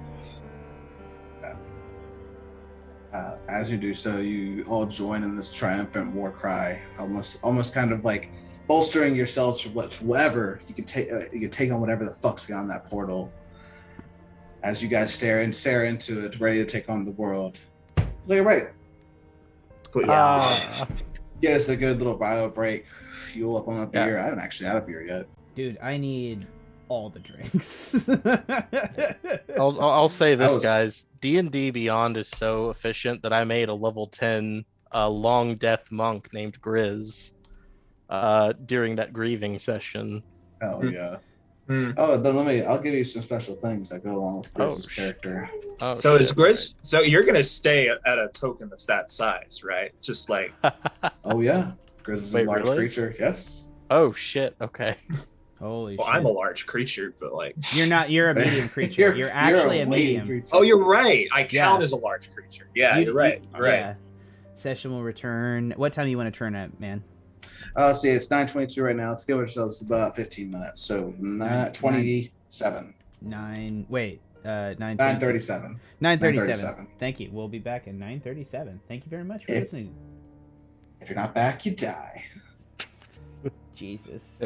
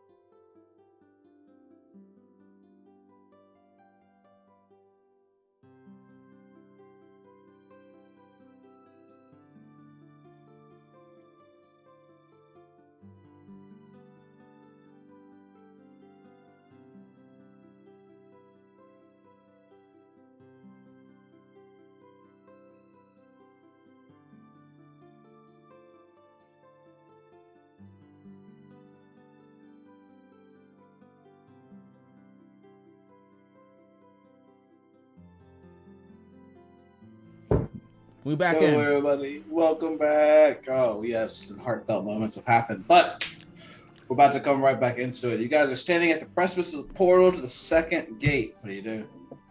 Well, Jack and I are obviously both eating our feelings as for our characters. Yeah. I went and retrieved beer and chocolate. I'm going to be the drunkest in the history of this episode. So, let's go. Nice. That's saying something. Here we go. Fuck you. Where'd everybody go? All right, we moved all to the portal at the top of the map. Oh, okay. Who goes first? I do. Let's go. Fuck yeah. Lucky, taking initiative after having his heart ripped out. Pretty aggressively. Yeah, pretty. Oh, sorry, let me put you back here. Just real quick. I like punch Grizz in the face and then run through the portal. He takes Fuck it you, without any Wolf. complaint. I'll pat the side of Griz's face tenderly with my trunk and then sprint through. All right. You guys get in here. Oh, sorry. You can rearrange yourselves however you would like. But Lucky will be first. All right.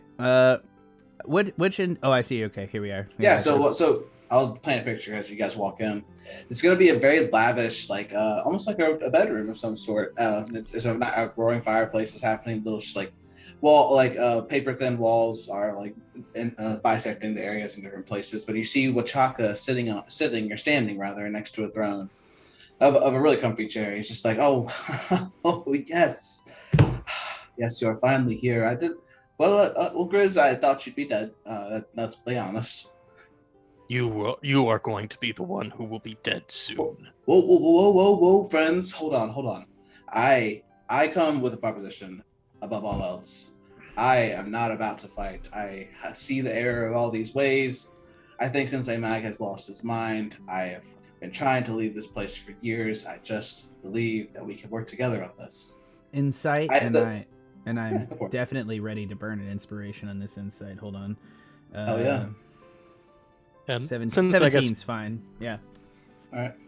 Since I guess Grizz has trained with this guy for some time, how much of a snake, a silver tonguer, does he know this one to be? Yeah, so Grizz standing in front of you is Wataka, like your older brother, like the one you came into the temple with and have been raised for years with. You've known him like the back of your hand. You know that he's always been smarter than you, and like when he has a plan or says to do something, he does it.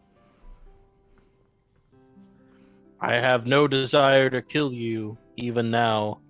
It is not you whose heart this fist will ram through, but Sensei Mags. Step aside if you will, or fight us if you won't. No, Grizz, brother, I couldn't fight you after seeing the horrors that your body has gone through with that life taker drink. This has gone on too far. I want nothing more than to bring Sensei down with you, Sensei, with all of you. Excuse me, I just brewed some nice beer. I have been privy to some knowledge from my ancestors. They have spoken to me and given me some more wisdom to make me reflect on the error of my ways as I've been growing up and realize that this just drinking isn't that good, you know. I Lucky just is gonna like roll his eyes like and just like do like a fucking impression of the fucking the fucking exorcist as he rolls his eyes so hard, and he's gonna drink from Poochie's brew that he still has in his hand as he tosses it back, and for the first time in his life he's like, it ain't bad. And then he's gonna fucking turn around and throw it at Grizz's face, and he's gonna say, catch!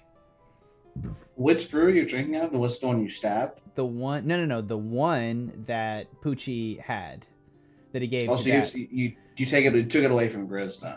I did. I used it to give him the potion. Fair enough. Make sure you note that there, Woltz.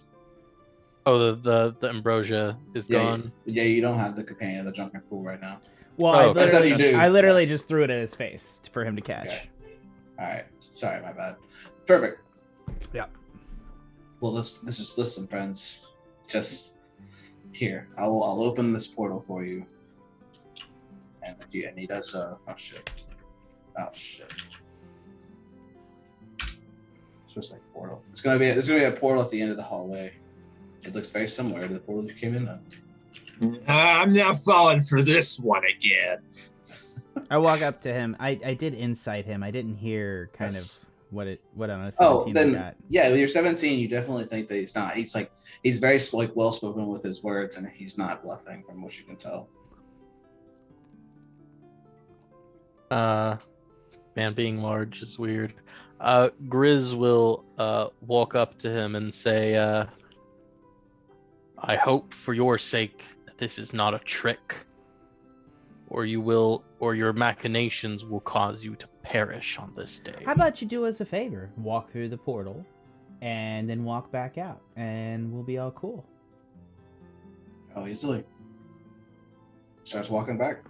Oh shit. Okay, he's actually on the level. I'm gonna follow him, and I'm gonna go like, because I assume we have SEAL Team 6 call signs by this point. Hand signs. If you want to go ahead and set some up, sure. All right. Does he walk into the portal? He does. About like a minute passes, and he walks back out. All right. I'm gonna ask him, and he's like, "Is there any way we can convince you to help us fight Sensei Mag?" Oh no, friends, I have been his student for longer than anyone else in this facility, and I know for a fact there's one thing that I will never be able to do, and that is beat him. Can you give us any? Don't understand. Oh, sorry. Go ahead. No, go ahead. This is your game. Grizz will say, I do not comprehend this decision to part from drink. For as many mistakes as I have made on this path, drink was what united Poochi and I will continue to drink to honor his path. It seems, brother, that if you are to pick a path without drink, then you are to pick a path that diverges from my own. I wish you well. Have a nice life. Yeah, so you'll feel a dragon claw on your forearm, and then a ghost seal on your shoulder. It's been. I would not have rather faced all of Sensei Mag's tortures and torments with anyone else but you. You've been a true brother. But I just think there's more than just his strength. I think its pursuits should be tabled for now. Well, you're probably wrong, but I hope you enjoy your journey of discovering that for yourself. Can we deal for just 2.5 seconds that a religion based around beer is incredibly stupid? Just like, there's where it's not even. Is that just, out loud? That's out loud. Wow. I'm just gonna look at Wachaka. I'm just gonna look at Grizz and Wachaka and be like, y'all, my friend died for beer, and we could drink wine, we could drink whiskey, we could do vodka, we could even be cocktail crowd, not even just a pure spirit crowd. We could have Manhattans and gin and tonics and all these things. But no, the purity of the brew is worth dying for, and that's what my friends are dying for. Fuck all y'all. Wachaka, thank you for not being the total shit that the dude with the pen was, but let's just go ahead and go on our goddamn way and go murder this motherfucker. And by the way, by the end of this, I am going to just murder him. I'm going to insult his soul. Let's go. Come on. Murder Rabab Oh, is on the just air. looks over at Lucky and's like, wait, you think Poochi died for beer? Poochi died for us, Bob. Just like nothing else. And I don't think he's dead.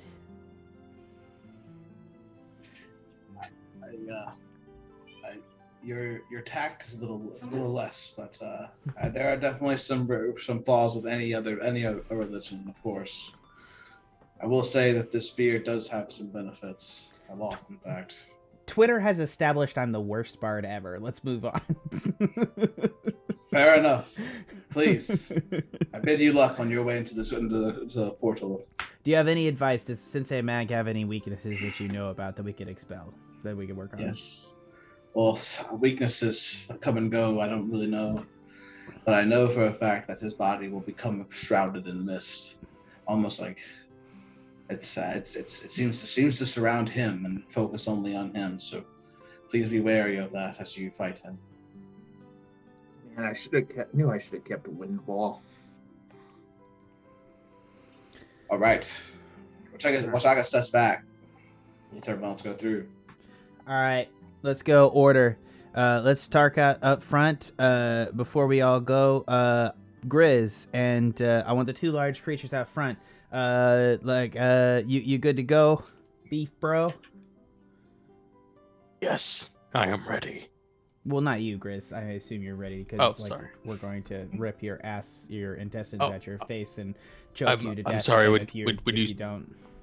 You know, I immediately assumed that when you said beef bro, you assumed myself because of my strong physical stature. Yeah, but that dude's literally like slam some clubs down. It's actually talking about me, skinny man. clearly He's not that much stronger. He looks pretty much like 3 times as strong as you. I mean, what would you estimate?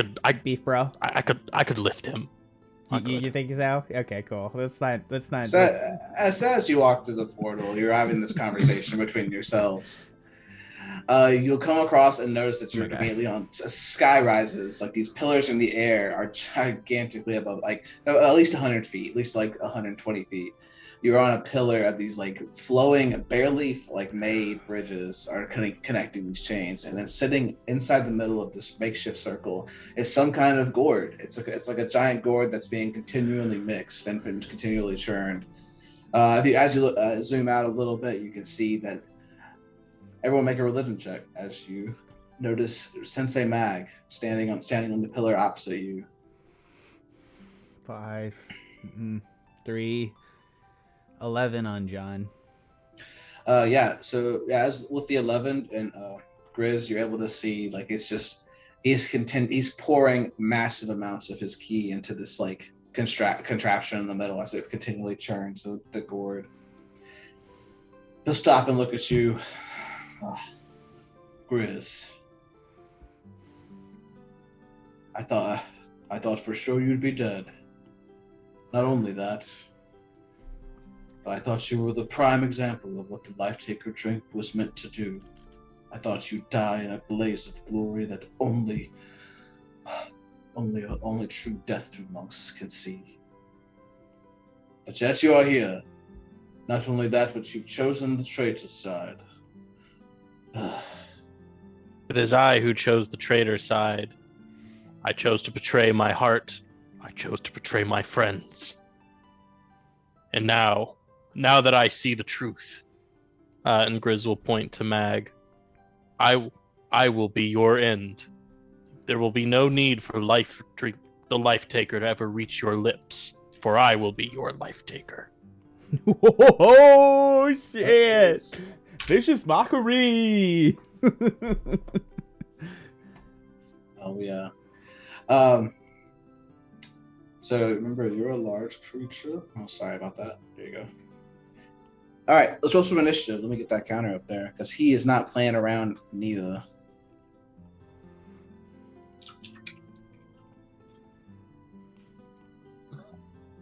God. Oh no, I did good. Cool. Yeah, you did pretty good. Oh, I did okay.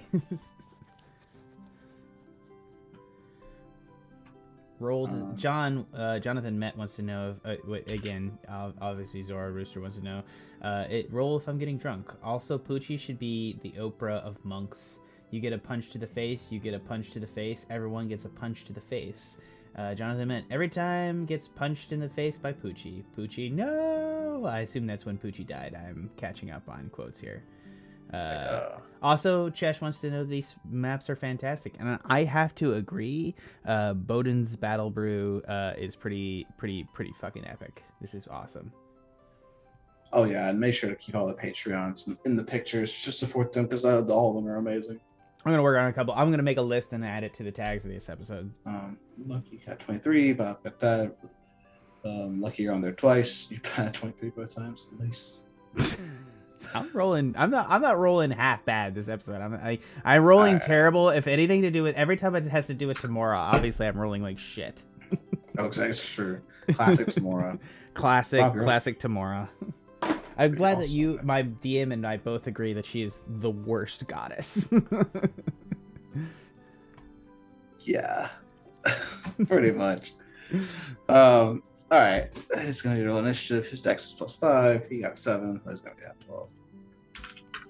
All right, finally got this initiative in the right order. Lucky Mulligan, you're at the top What do you do?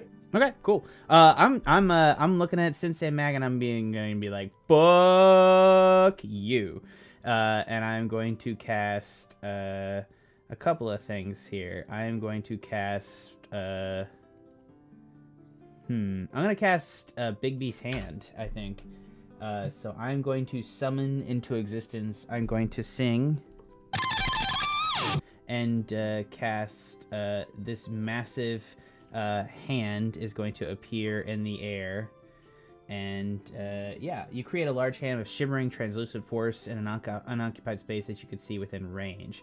The hand lasts for the spell's duration, and it moves at your command, mimicking the movement. So again, it's a large hand. So let's just take Lucky's and copy paste. Sure. Actually, I think I can copy paste Lucky, so I'll just use myself for the hand. I think we're at the bottom here. Yeah, there we are. So summon a massive. Actually, can you make that a large Lucky? I can. Thank you. So, Big B's, a giant hand of translucent energy appears within range. The hand. So within. Link the spell description. Oh yeah. I did, didn't I? Oh my bad. No, I didn't. Display on VTT. There we go. It's a huge spell. Anyways. Yeah. So I'm going to. It's within 120 feet that it appears. So I'm gonna have it appear next to. I'm gonna have it appear next to him. And I'm going to do a Clinched Fist attack. The hand strikes one creature or object within 5 feet of it, makes a melee spell attack for the user. The hand statistics, strength of 26 plus 8 to attack. All right, roll it. Hold on, let me just figure this out. My bad. I haven't actually used Big B's hand before. My bad. Oh yeah, so 48 Clinched Fist, 2d6 grasping hands, so... Clinched Fist is a d8, so it'd be a d20 plus 8. Why won't it let me just straight up roll it? Actually, I think I did right here. Rolling 48, bludgeoning. It's just rolling the damage. Yeah, it's the damage. So it's just my spell attack. Yeah. So 20 to hit. 20 is not gonna hit. He the hand will come in for a smack, but he will go ahead and block it with his own hand. Okay, dokie day. That's a powerful dude. Okay, well, my hand is just going to sit there next to him in his AoE. And that's my action. And I think I used a bonus action to do that. And now I'm holding concentration on the hand. So that's my turn. And I'm actually going to move... I'm going to stay on this platform behind the bruisers and just kind of sit in range of that and just say, cool. He is tough. Okay. It's a tough SOB, man. Yep. Yep. All right, that's it for Lucky then. Sensei Mag is going to be going up next. So as he sees the hand, he's going to block it and just say, Shit. weak. And he will just go across this bridge so daintily. What? Like almost like he's barely touching the water, like the actual platforms, but he's just like, you hear the solid thud of wood as he's definitely hitting something, and he's gonna get right up in Grizz's face. 29 to hit. I'm gonna cutting words that shit. My first bardic inspiration. Wait. You know, Grizz's AC is like 13. So unless it's like the damage you want to cut. I did not know that. I'll cut the damage. That's where I'll put that bardic inspiration. If that's cool. All right. We are fucked. Go ahead and roll that damage, or the damage reduction. 7. Bardic. Oh, nice. Taking off the damage. Yeah. So you're gonna take off the damage, but then Grizz, I should say, you're gonna need to make a con save. Mm-hmm. Yeah. Use my reaction too. Fuck. Well, it doesn't matter. He's not a spellcaster, hopefully. Yeah, with a 10, you're gonna have 5 HP sapped from you as it goes into Sensei Mag. That's including the 3, right? Correct. Okay. So then he's going to back up, drawing an off attack from you, but he will land in the middle of the bridges. Yeah, Grizz will take the opportunity to swing. Oh yeah, go for it. 16 is not going to hit. He's not used to the how light this thing is. All right, that'll be Sensei Mag's turn. Rabab, you're up. He's in the middle of the bridge. Okay. Oh, he's in the middle of the bridge now. Man, this is a quick motherfucker. Rabab is not totally comfortable at this height. What would you say? What, like thousands of feet? Like 120. Oh, okay. Well, still, I mean, it's only recently Rabab has acquired the power of flight, but it's not like while he's on his element form, not his favorite place to be. Nonetheless, it's going to occur to him to attempt to turn the spear against his enemy and Poochie's enemy. God rest him, wherever he is, whatever he is. And so he's going to calmly walk to the edge of the bridge and sort of take in the scenery and look at big nasty green guy over here. And he's going to attempt to approach him to be able to touch him. Okay. Slowly and calmly. Okay, so as you do that, you're going to make an acrobatics check as you're walking on the bridge. Okay. And I think I've lost that bardic because it's only like 10 minutes from like forever ago. Correct? You did take a 30 yeah. Nick. Yeah.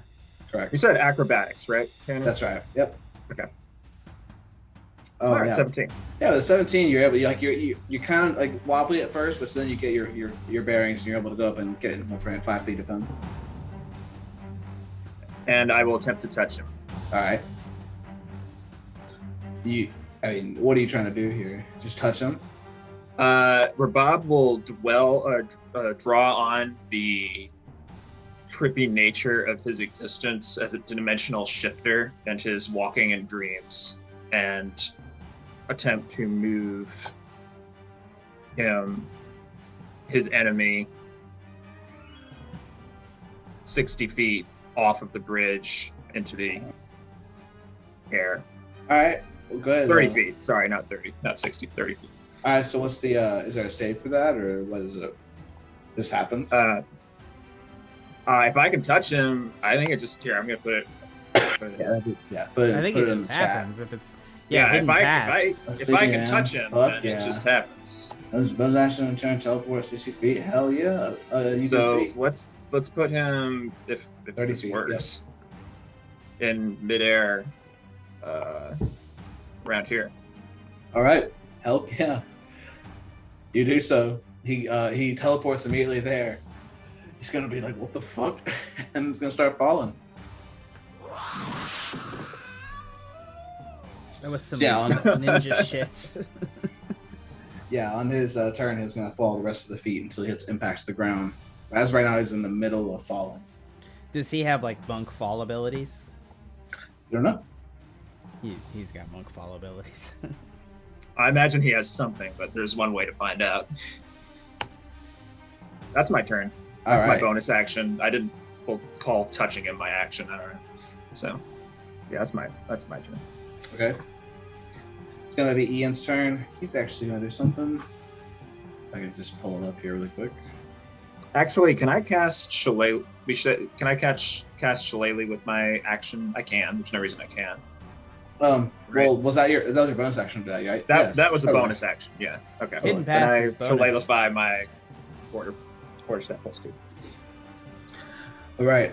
Ian's going to use one of his abilities. He is going to do a wild shout, and everyone within 30 feet will get 5 to the next attack roll. +5? Yeah. Wait, say that again. To your next attack roll, you'll get +5 based on Ian's abilities. Mammoth sees that he's falling. Doesn't really know what to do here. What the fuck should I do? Ready action to attack when he comes back. Yeah, a reaction. Boom, does it. Seems to do the same. But Sivibus is kind of like, full of himself. He's going to attempt to go across here. Oh, with a plus 12, he's 24. Yeah, he makes it across. Still use reckless movement to get on the bridge. Grizz, you're up. Grizz's strength is 20, and therefore his jump with a running star Holy shit. also 20. Oh, Grizz does not fear gravity, and will move to the center here. Oh. Dude, and no, no, then no, no, no, with no, a no, no, no, no, no, no. blood-curdling cry, run to the side and leap off to get in melee with Mag. And as he's jumping, he's got the mug, and he's gonna try to clap down on Mag's face. yeah, go for the attacks. As you're in this mid-falling fight. Ooh. 13's not going to be able to do it. He dodges your first punch. Alright, next one. Can't dodge that one. That one hits. Grizz, that is not piercing damage, but it is 10. All right.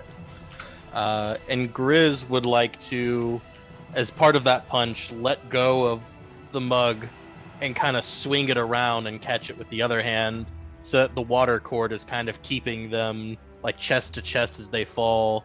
And Grizz would like to flurry of blows and give Mag 2 nice headbutts to the nose as they're falling. Hell yeah. Go for some attacks.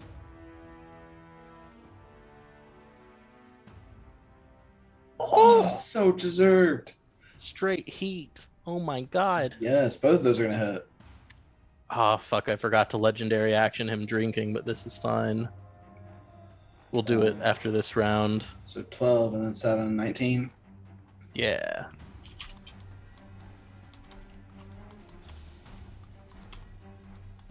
Alright, marked. Anything else for Grizz? That'll be it for Grizz. Alright, Lucky. Grizz and Sensei Mag are falling to the ground. How far away from me? How far have they fallen? Obviously, this is a very far, right? Yeah, so considering it's all been in 6 seconds, I'm gonna say they're falling about 30 feet. Like they're give or take a few. Like they're falling incredibly fast. Okay. You know what? I'm actually gonna use a couple of things. From here, I can probably hit. Sensei Mag with Vicious Mockery from here. So I'm gonna go ahead and do that and just say Wisdom 17 save. That 21. He'll save. Okay. Then I'm gonna use Big B's hand and move it over to the gourd and do a clenched fist attack on the gourd. Okay. Go for it. Quick question: Does a hand have the ability to make op attacks? I don't think it. Hold on, that's a good question. The hand is. You would have been gotten one. Yeah, that's a good question. I would probably say no, based on the fact that it's moved. It's similar to Spirit Guardians. Sure. All right, go for your clenched fist attack on the board. Yeah. Okay. I'm gonna just do straight spell modifier attack. 22 to hit. Oh yeah, that hits. Gotta roll some damage. Sweet. Oh, hold on. Go away, you piece of shit. 48. 20 force damage. So yeah, you're gonna like hit it incredibly hard, and you're gonna have leave a gigantic crack in the board itself. With the impact of the fist, beer of some sort or liquid is gonna splosh out from the sides and continues to rotate, but it's like off its kilter now. As the liquid falls to the ground, you see it like trail off some like the wood on the side of the rock itself, and then eventually the leaves, and you just see that it just like almost just like takes away the energy of it, you know, like yeah, looks like it's like dying from the inside. Yeah, I'm gonna hold up my there. fingers and I'd be like, "Wine forever!" After hearing Wine Forever, I'd like to use Grizz's legendary action to shout back and take a swig. Go for it. Nice. All right. Anything else for Lucky? That was your hand's turn, or hands movement. I was bonus, and I shot him the action. Mockery. Yeah. That's right. Okay. All right. At the end of your turn, Sensei Mag will also drink his beer. Shit. Grizz, you're gonna start noticing that immediately as he like takes the first gulp, his body is gonna erupt in like steam. He'll have a little aura around him. But if anyone who enters or missed or ends their turn. So at the beginning of your next turn, you're going to make a con save or take some poison damage. Okay.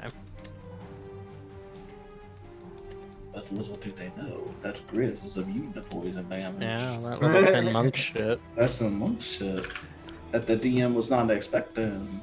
Mm-hmm. Yeah, does everyone see that aura or no? I do not. I think it's a I do special not. option Yeah. where Yeah. on a token you have to enable auras to be seen by players. Ah, darn. We'll work on it later. I can see it, so that's all that matters. All right. Then it'll be Sensei Mag's turn. He's going to go for some more hits against Pooch. Or not Pooch, Grizz. 21 to hit. That'll hit. All right. 12 to hit. That will miraculously miss. All right. 26. That'll hit. All right. So you take 2 hits, and you're going to make 2 con Hold on, saves. hold on. I'm gonna Bardic Oh. Inspiration drop on that 26 to make it not hit. Wait, no. Fuck, no. It's I actually take 13. it back. I take it back. Yeah. I'm so sorry. We've established Oh, wait. this. I'm gonna try Okay, to. I I'm gonna try to Bardic on. Inspiration limit damage. Hold on. What are you going to say, Pooch? Oh, I was just gonna say I forgot that the companion adds to AC. So Grizz's AC is actually 16. Not Oh, 13, nice. but- So, Not changing what I'm doing. fair enough. All right. So go ahead and cut that damage. Yeah. So I'm gonna roll a D10 to take from the damage. 7. Hell yeah. So that's 4. So that'll be still 17 total, but then 2 con saves for. I should Grizz. use Bardic Inspiration for nothing else, because like Trevor never spends his Bardic Inspiration. I should just cut damage. That's what I'm gonna do from now on. No offense, Trevor. You keep forgetting. No, it's true, and I don't always like have a great opportunity to use it. Right, and like rolling 2d10 back against damage is like a way better use of it. Mm-hmm. Grizz, you're gonna have one of those hits that's gonna like sap your energy as you're gonna lose 5 HP as it goes straight back into Sensei Mag. You feel his punch connect through the mist, and then it's just like you immediately feel like you've lost some of your ki for some reason. Oh. Not mechanically, but flavor wise. Oh shit. Rabab, you're up. There's a mist cloud as they are falling. So the mist is poison. From what you can tell, it seems just like a bunch of steam. Okay. Well, Rabab feels the decay of death and the stench of like the loss of Poochi as like a smell in his soul. And so he will transform into a giant fucking vulture and dive bomb down towards Maj. All right. Yeah. So, excuse me. Yeah, you transform. I think the vulture's speed, they're about like 90 feet, almost about to hit the ground. So about 100, at least 100 feet away from you. My fly speed is 60. Here, I'm sending this your way. Gotcha. So they're 100 foot down from me, Yeah. and that's not even straight down. That's so I probably won't be able to reach them this turn. Doesn't sound like. I'll go ahead and start moving that way though. Okay. Yeah. You can be there within 1 movement of your next turn. What if I? That's even if I take dash action this turn. I assume. Well, if I you wouldn't no, be able to make it. well, with your 60 feet, you actually have you can dash there and get there, like to the ground as they're about to hit it. You might be able Let's see. to even take someone like Savipes or Lucky with you. Yeah, you are a giant vulture. Yeah. And I'll say you can carry at least 2 people with each talon. Wait, so they're all just falling and fighting in midair, and well, Lucky has a means of escape because he can transform, but Svipus does not. Correct. Sweepus isn't jumped or nothing. It's just Grizz and Mag fighting right now. Oh, okay. Yeah. All right. Yeah, I'll take the dash action to catch up with them, but I can't attack or anything for the bonus. Oh yeah, that's right. But I'll just be there, ready to fucking strike Hell yeah. next So yeah, turn. you get them as they're about to impact. Ian is gonna do the same thing he was before to give everyone a +5. This is with his wild shot ability. Mammoth is gonna still ready his action and be like, "What the fuck? I'm not gonna jump or nothing." And then Svipus will also ready an action. Grizz, you're fighting. Quick question: did Grizz have hand wraps? Yeah, he has +1 hand wraps. Okay, let me. On top of that, you're gonna need to make a con save for the ending your turn on this in the miss. Right. Okay. I guess I do that now or at the end of my turn. Well, you ended your turn last time within it. Oh, fair. Okay. Yep.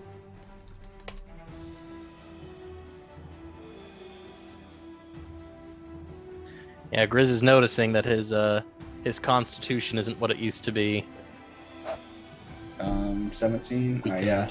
That's You're gonna monster stat blocks, man. It's crazy. You're gonna take 44. You're gonna take 6 damage, and you're gonna be considered poisoned. Okay. Get the poison condition. All right, but now you're gonna attack and everything. All right, but I guess thankfully, Grizz being immune to poison means that he's immune to the damage and the condition. Hell yeah, it does. So what Grizz will do is he will whiff deeply, knowing that it is intensely alcoholic steam, and he will take it in through the nose, and he feels himself getting drunker off of Sensei Mag's aura, and will allow that to empower the ferocity of his strikes as he is going full rage drunk. Yeah, 23 is gonna hit. Oh, no, 15. 15 won't. And then he will flurry once more. Nice. 21 will hit. A 22 will also hit. So 3 hits. And Grizz is going to be shouting, Poochi didn't die for nothing. I swear it. And he gets to add a d4 to each of these, right? Hell yeah, every attack. Okay.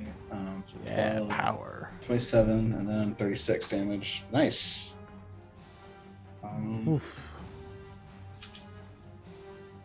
Yeah, so with these initial punches, you're actually starting to see some bruises as like some teeth get knocked out, and Sensei Mag is going into some rage as he's yelling. Lucky, you're up. All right, hold on. I apologize. I got some technical issues happening. Okay. I think we are set. Sorry about that. All right. Yeah. So I see then that I wasn't picked up by that. I can also continue to see that that I've crushed this. I am going to, from this distance, how far are they from me if I move over here to the edge of the cliff? They're going to be about 120 feet down. They're 120 feet down, which is going to start to limit my options. I see the vulture down there as well, and I see Grizz falling. And I need to be... I don't think I actually need to be within a certain range of Big B's hand, if I'm not mistaken. It doesn't say I need to be in range of it. Range is 120 feet, I guess, technically. But, like, can I move beyond that range that might be with like the spell? Yeah, that might be like the summoning range, maybe, That's and the then you can send it summoning further. range. Yeah, but then, like, can I move beyond the spell?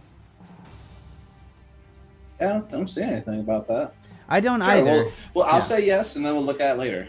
Yeah, sounds yeah. good. If I'm wrong, I'm wrong. I know Scanlet has pushed this spell to the nth degree, so like, let's not pretend like this spell doesn't have a lot of thing. I am going to do a couple of things here. I am going to take one more open-handed strike upon the gourd to start making it pour out more beer. So I'm going to do another 27 to hit. That obviously hits, and then we're going to roll Big B's hand damage for 10 force damage. Yeah. With the other smack, you see the crack is widened, and now it's like not even spinning anymore. It's not even, you knocked it off its kilter. Beer, like liquid, is being poured out on one side. It's just like a waterfall, some acrid bile. Sweet, that's my bonus action. I'm gonna jump off the side of the cliff and plummet down after them. Let's go, boys! And I'm gonna play myself off as we go, and I'm gonna cast from a distance, looking at that asshole. Let's go ahead and hit him. I have actually, because it's just a bonus action and I cast that spell, I actually have my secondary spell slot open right now, and I'm not going to be using, I think from this, no, I can't use synaptic static as a distance.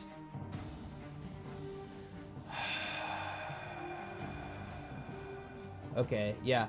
We're going to do this. I'm going to cast a Synaptic Static, and I'm going to do it within range to not include anybody else but Maggie. So I'm going to shoot a bolt of... I'm going to conjure energy into my hand and shoot a bolt, and it's going to explode an AoE that just encompasses Maggie as I am falling towards the ground. He must make an Intelligence 17 check.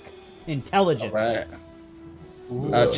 Check, not a save. It is a save, sorry. You were totally correct. 18. Hold on. I think I may have it. No, I don't have any save. Not for saves. Not for saves. Yeah, he just passes it. Hold on. I still think he's going to take half damage on that. Hold on. Let me double check. Maybe. You choose a point within range. A creature with an intelligence score to a layer can be affected. Psychic damage or fails. Okay, so a target takes 8d6 psychic damage on a failed save or half as much damage on a successful one. So he still takes half damage. Go for it. So that's 24. So he's still going to Nice. take 12 damage, which is a terrible waste of a 5th level spell. 12 damage is 12 damage, and every point counts. Yeah, and I'm pissed that little bitch made my intelligence save because he's not supposed to be good at that. Which, again, it was a 13 plus 5, so he's actually pretty good at int. But I'm plummeting down towards them. I am, like, fucking free-falling after them, and I'm going to summon Bigby's hand back from attacking the thing over to me so that it is falling with me as well. So I am falling. I am literally, like, fist forward, Superman falling, and Bigby's hand is screaming after me as we go. Did you already use your bonus action to actually attack with Bigby's hand this turn? I did, yes. So I don't think you can move it as well. Can Bigby's hand not move and attack in the same turn? Use your bonus action to move it. Okay, cool. Well, I'll do it next turn. I'm plummeting after him. I have other options. Hell yeah. At the end of your turn, Sensei Mag is going to drink his brew to keep the mist form going. And then as he does, he smacks into the ground. And I'm going to roll some 81 damage. That's a lot of sixes. That's a lot of sixes. Jesus, titty fucking Christ. Wait, I thought we fell from 120 feet up. Oh yeah, sorry. I thought it was. I had the 20. I thought I had the cap for 20d6. I thought it's 2d6. 2d6 then 1d6 every 10 feet afterwards. Yeah, so That's, yeah, I that's think 13d6, right? I think it might be like 1d6 per 10 after. I'm not sure. I don't quite. I am amazed he did not have a falling ability. Let's pick that man up, fly him up, and drop him again. Well, I mean, I just wanted to get calculate the damage. So if it's 12d6, it's 44 damage. At which point he will smack into the ground, but actually like grab onto some branches as he falls down, and then slow his fall and slow his descent to absorb most of that. And Grizz will blast some ki out of his body to slow his momentum before he hits the ground. Uses reaction to absorb 50 points of fall damage. Nice. All right. After they fall to the ground, Sensei is going to stumble to his feet, using half his movement. He's going to go for Grizz with the ghastly punch. 16 to hit. 16 will hit. 24 to hit. Ooh, yeah, that'll also hit. All right, so 3 con saves. 21, 33. And 33 damage.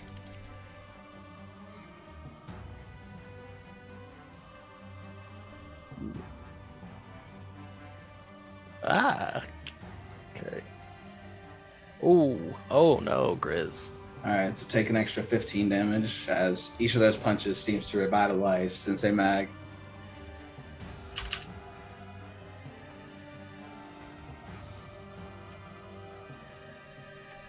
And as Sensei Mag steals his life force, Grizz will look to Poochie's gourd with some desperation to try and recover some of his ki and his fighting spirit, and will drink the brew. Hell yeah. That'll be it for Sensei Mag. He's going to stay where he is. Rabab, you're up. You're now inside the mist, but you're still like flying above it, unless you want to be above 20 feet in the air. Above the ground, do you mean? Yeah, above the ground. I'm thinking of descending to attack. Can someone please remind me what the status of Maj's gourd is? It's still, yeah, he still has his sword. Right. Okay. Is he like holding it? Is it's one of his hands or like on his person somewhere? Yeah, it's on his like belt. He drinks it, like puts it back, drinks it, puts it back. Okay.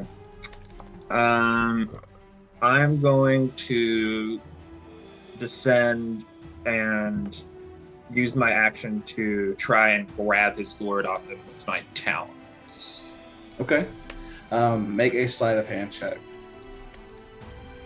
Ooh, if it's sleight of hand, I think I might have a bonus somewhere. With would I still get? Oh no, I'm thinking of dex saving throws with Mirror's Shroud. Never mind. Okay, sleight of hand check coming up. I will. Yeah. Okay. I think I have some. I've marked that I have inspiration on my sheet, but I think it's from for fucking ever ago. I mean, so they don't expire. Okay, I think I'm gonna spend it on this for advantage on sleight of hand because I have a +0 here. It's an 18. Oh no! Oh my god! Oh, that hurts. Luck, you fickle bitch! Damn. Yeah, so he sees what you're doing as the vulture flaps in and tries to take his gourd. He just sidesteps out of the way. This is totally just like the fucking goblin guy in Return of the King, just like nope, out of the way of the catapult thing or whatever. Just, that was a great reference. I love that. Totally nutmegs it. Okay, so that is my action. With the rest of my movement, if I have any left, you said I moved 20 feet to the ground to do that, right? Yeah. So I have 40 feet of movement left. I will keep flying past him. I guess I'll leave his AoE potentially, but I'm just gonna move off a little bit. Yeah, it looks like you don't have flyby attack, so he will get a punch in at you for a 20. It's a 20 at a vulture? I think it does. Probably. Let me check. My AC, where is my 10? Yeah, it's yeah. That's right. fine. I can take it. Make a con save. Constitution save. I do get to add my proficiency bonus to this because of the mark of the earth. Hell yeah. So here comes, which I think I baked into this already. We're gonna have to double check because I don't remember if I did. I have a +8 coming in there. Yeah, with a 19. Yeah, that he punches you and you just feel his little tendrils of ki trying to suck your life force, but it's just blocked away. Sweet. Hell yeah. Caw. Is that it? All right? So Rabab will be there. Ian is gonna they're kind of standing up here, and no one really notices it, but you can see Ian trying desperately hold. He's like a kid at the ropes course trying to hold on to the bridge itself and not fall. He's gonna take his time, so he won't have to make a check. Mammoth will hold his action. He's not gonna jump. And there's Savipus. Grizz, you're up. Tanner, can I establish that I'm All 20 right. feet away and 20 feet up real quick? Yes, that's Okay. perfect. Grizz is going to let out another war cry and keep up the unrelenting barrage of strikes. Far more the slinger than Poochi when it comes to just pure 27 will hit. offense. 13 on this. 22 will 22. hit. And so you add 2d4 for each of those hits now. Heck yeah. Don't forget your +5. Did you use that already? Yeah, I think it was on my nat 1 was the first attack I made Okay. with that buff. Alright, so Nice D4s though, goodness. Really? 20 is 26 plus 11, 37. Yep. So yeah, as you're wailing on him with the companion, it's just you can see his body is starting to fade. Like his arms are slumped. His stance is lousy. He's down his last legs. Lucky, you're falling. Oh, sorry. Grizz, do you have anything else? Yeah, also very unfortunately for Grizz, that whole last at 0 HP thing only happens at level 11. Oof. So he's in danger. Lucky you're up. You're gonna fall. You're gonna hit the ground next turn, but you're in the middle of the air right now. Right, I should be able to, with 120 feet movement on my bonus action with the Big Beast hand, catch up at an angle. So vertical, yeah, even at a vertical slant, I should be able to catch up with my action and have myself be caught by Big Beast hand, descending at speed to slow down and fly. I'm literally going to land on the hand and fly down towards them like a magic carpet ride from hell. Dude, hell yeah, dude. I'm flying in. That hand is gonna save your ass as you hit the ground. I hit the ground, but you slowly drift on the hand itself. I'm drifting down as the hand, and I'm like, motherfucker, what you want? So I'm using my thing as the action, but I'm going to play my spell. I'm going to cast the regain spell that I did, a Phantasmal Force. So I'm going to force him to make those DC 17 checks. And I'm going to cast Phantasmal Force on Maji, and I am going to create an illusion if he fails my DC 17 int save. Int save coming in. Bang. There it goes. 23. He is not bad at any save, as far as I can tell. Maybe I can try Charisma. Master Got that of purity of body bullshit going on. I'm going to look at him and be like, you see that? Your bruise going everywhere. You've already failed. You're a failure. That's your life, motherfucker. Well, as you say that, he's gonna look. He's like he's been too engrossed in the fight. He looks up and sees that his brew is spilling to the ground. Oh, Fuck you, for Poochi! Yeah, he's anything else for Lucky? No, I mean, like at the maximum, I think the hand has caught me with my bonus action. Again, I think at 120 feet of movement on the hand, it can catch me, but it can't pull me all the way to the ground. On my next turn, I will go to the ground and disengage from the hand, which I think is the hand's movement. Oh yeah, makes sense. He'll, at the end of your turn, he's gonna drink his brew to keep his mist form up. And again, just like it's a dominance move with Grizz here, as he's like both of you are on your last legs. You're like surrounded in this misty like environment where just this flowing clouds are separating you, but you just like you're just breathing in his like the mist like it's fucking nothing. It's a real intimidation move. He's gonna go for some hits though. Crit. 29. Oh, another crit. Oh fuck! Oh no! So 18 plus 8, 26, then plus 14, 38. Nope, 40. It's 40. I'm pulling 9 out of that with cutting words on the damage. 31 damage. All right. And then you're going to make 3 con saves, Grizz. Okay, so it's after the Bardic Inspiration, he is gonna go down on the third one. Okay. But yeah, I'll make those 3 saves.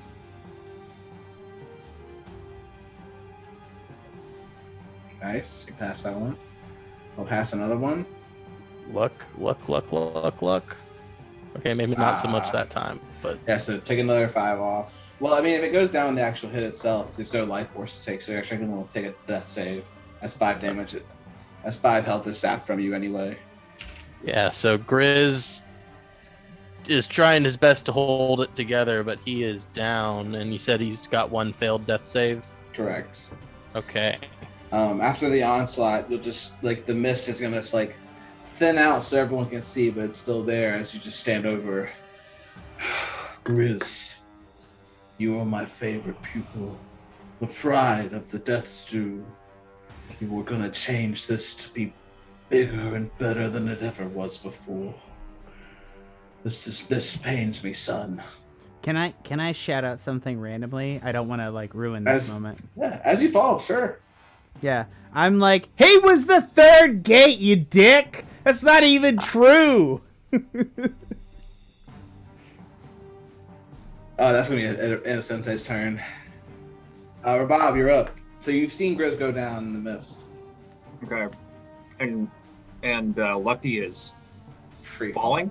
Well, no, he's in a. I literally have cast a spectral, and I think what color should Lucky's hand be? I think like devil red, right? Like it's like a burning hand that catches me, and I'm like falling to the ground, and I'm gliding along magic carpet style on an open hand. And literally, you have to realize while I'm casting this spell, my hand is the hand in air. So like I'm moving it around with my hand here, and I'm like, wah! Okay. So I'm sorry. Lucky is falling with style. I am on a floating. I'm on a floating platform 20 feet up in the air by my estimation of math. Which somebody should check that. Okay. No offense, Tanner. Okay. Seeing Grizz go down, Rabab's gonna drop. I think you're right. Wild shape. Well, let's see. I don't know. He's down, so he's incapacitated, right? He's incapacitated. Yeah. And he hasn't made death saving throws yet. He failed one, I thought. He has already failed one, yes. Oh, shit. Fuck, yeah. Okay. Just thinking how I want to do this. Rabab drops vulture shape and falls to the ground with a thundering crash. It's okay, and you're 20 feet up? Yeah, maybe I should go down a little bit first. Yeah, you could totally do that if you want. Yeah. Yeah, let's see. Let me check my measurements here. I'm 20 feet away, so if I can do that. That's fine. I descend lightly, actually, or at least to whatever height will not damage me as I fall. But I can make a boom and feel like back in my element, my toes are into the richness of the soil. I'm assuming this is a very green area. Yeah, it's very green. It's like a foresty river. Yeah, you drop the form as you get down low enough so it don't hurt you. And I still have Shillelagh on my quarterstaff +2. I'm just contemplating, see if I should do that or if I should help Grizz first. I think I'm going to help Grizz first. I'm going to cast... as I do that and re-embrace the earth, I'm going to cast Wither and Bloom. Oh, do a little bit of both. Hurt mag, help Grizz. Yeah. The spell is dope. I'm going to cast it at the 3rd level this time. Okay. So Grizz will, if he has any hit die left, will be able to roll, I think, 1 additional for a total of 2 hit die, plus my modifier. Yeah, that's actually a good question, Tanner, because I did just sort of make his character. So would Grizz have had to basically spend all his hit dice to get in fighting shape after that short rest we had? No, you'll have it if you're full hit dice. Okay. Yeah, Grizz will spend 2 of those bad boys. And then what's the saber, Bob? The vegetation around Maj will wither and die, and he will be exposed to a toxic, corrupting influence. He needs to make a Constitution save of 17. Close. 19. Yeah. All right. Bonus action. I will shillelagh my regular quarterstaff, so I am fully shillelaghified once again. All right. Sounds good. Then your turn. We see Ian struggling again as he makes very little progress across these bridges. Mammoth and Savipus are gonna try what they can, but they're totally useless up there, and they don't want to jump. And while those guys are doing their things up there, Grizz would like to basically be rolling over and getting back onto his hands and knees. Yeah. Oh wait, hold on. Sorry, I have a prop for this now. I love that gourd so fucking much. I keep fucking looking at my spells while he drinks from it. I keep missing it. I'm so mad. I'll try to throw in a few more for you. Yeah, as many as you can. I love we have a gourd, horns. We gotta get a trunk for Trevor's face. I'm not sure what that looks like, but we'll figure it out. For the last 2 sessions, fine. Okay. So question, Tanner. Did he lose the effect, the accumulating effect after going to 0, or would it be 3d4? Do you feel drunk when you wake up after a heavy night drinking still? Yeah, that's true. Sometimes you do wake up a little drunk. Yeah, so he Ar- keeps it, man. All right, fuck. All right. He's burning. He's on fire. Yeah, so add 3d4 to everyone that you hit. So as he's standing up, you'll like use the standing up motion to do like an uppercut with the gourd into Mag's chin. Nice, that's a hit. Oh, and another hit. And Grizz will use that flurry once more.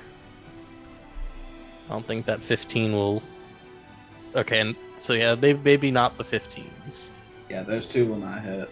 But, you know, Poochi liked to spin the companion and use a little finesse and a little tricky business. Grizz just likes bam, bam with that thing. He's just... It's a clubbing tool. Yeah. So 27 and then roll 60 spore. Yeek. Oh Nice. my goodness. So yeah, with the second hit, you clock him like right into the temple, and he goes down. The mist form drops immediately as his face hits the mud. As Mag goes down, Grizz is going to take a deep exhale to absorb his life essence into his body. Oh, fucking revenge! Taking the my last of God. that mist and turning it into power. Hell yeah. Yeah, you definitely do that. Does such death count as a actual like damaging effect? No. It's just a thing that I can do Yeah. when I reduce people to 0, but it Sweet. gives me a little temp HP. Sweet. Yeah. So you definitely you sap your own energy back from him. Adjust asserts, and he is on the ground, unconscious. Grizz will kind of do like a respectful like hand gesture and bow and say, "Thank you for the final lesson, Master, even if it was extracted by force. Now, I will not forget your teachings." hell yeah. Now here's the question: you hit him on the second one and brought him down with the second strike.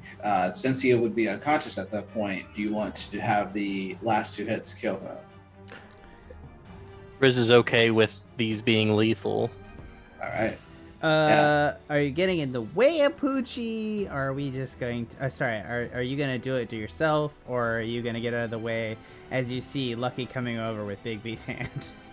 Oh. Grizz... You know what? Grizz will let Lucky...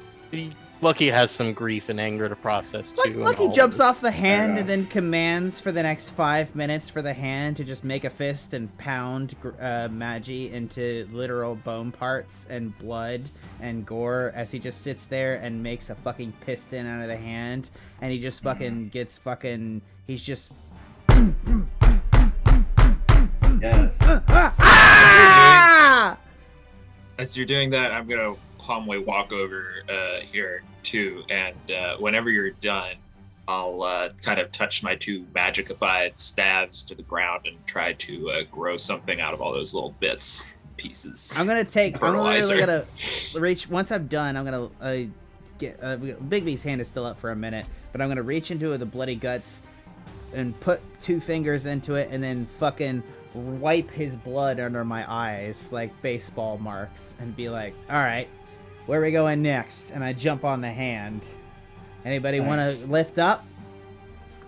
So hold on, a couple things are gonna happen. So you're gonna keep pounding this hand into the ground. It's like literally there's no birds or no crickets. As all you hear is the solid thud into the slime and mud of just like another body part just being smushed into it like Jello. It's kind of a sad and like kind of jarring feat to everyone above as they see some red gigantic hand pounding this blood mush. Mammoth doesn't seem to be too disturbed by it, but then you see like you're finally gonna like the piston's gonna slow down. Boom, boom, boom. You finally got to get your anger out. Rabab, from the ash, like the remnants of this puddle of blood, you take the stabs and do some druid crafting, and you just see some like black Dahlias. black petaled flowers. You're not sure if they're dahlias or not, but they're black, almost like the blood was tainted. The ichor of its blood was being soaked into the ground and used to make something beautiful. Grizz will find a log or a rock to sit down on. He'll let the beauty of the nature maybe calm him a bit, and he will...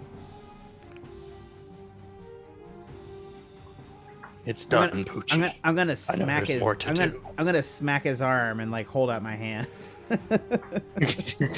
Which, by the way, makes the Big B's hand in the background just like sort of do this motion in like the air and then just like hold out. So like there's this giant hand behind us that's like with blood and guts flying all over the place, just like doing this in midair and then just holding out a hand. Yeah, Grizz will hand over the gourd. I'm gonna drink. You do so, and it's not the most delicious experience you ever had, but it feels triumphant. You know, the taste of victory makes it sweeter. Well, isn't it mead? Pretty. Oh, is this the gourd? Oh, it's the companion. Yeah, so it's definitely still the greatest mead ever to ever existed in the world. Tastes like wine to me. It's honey wine. You know. This is the ambrosia we're talking about. Still? This is ambrosia. Yeah. So Vifus will yell out from the top, the portal opened up over here.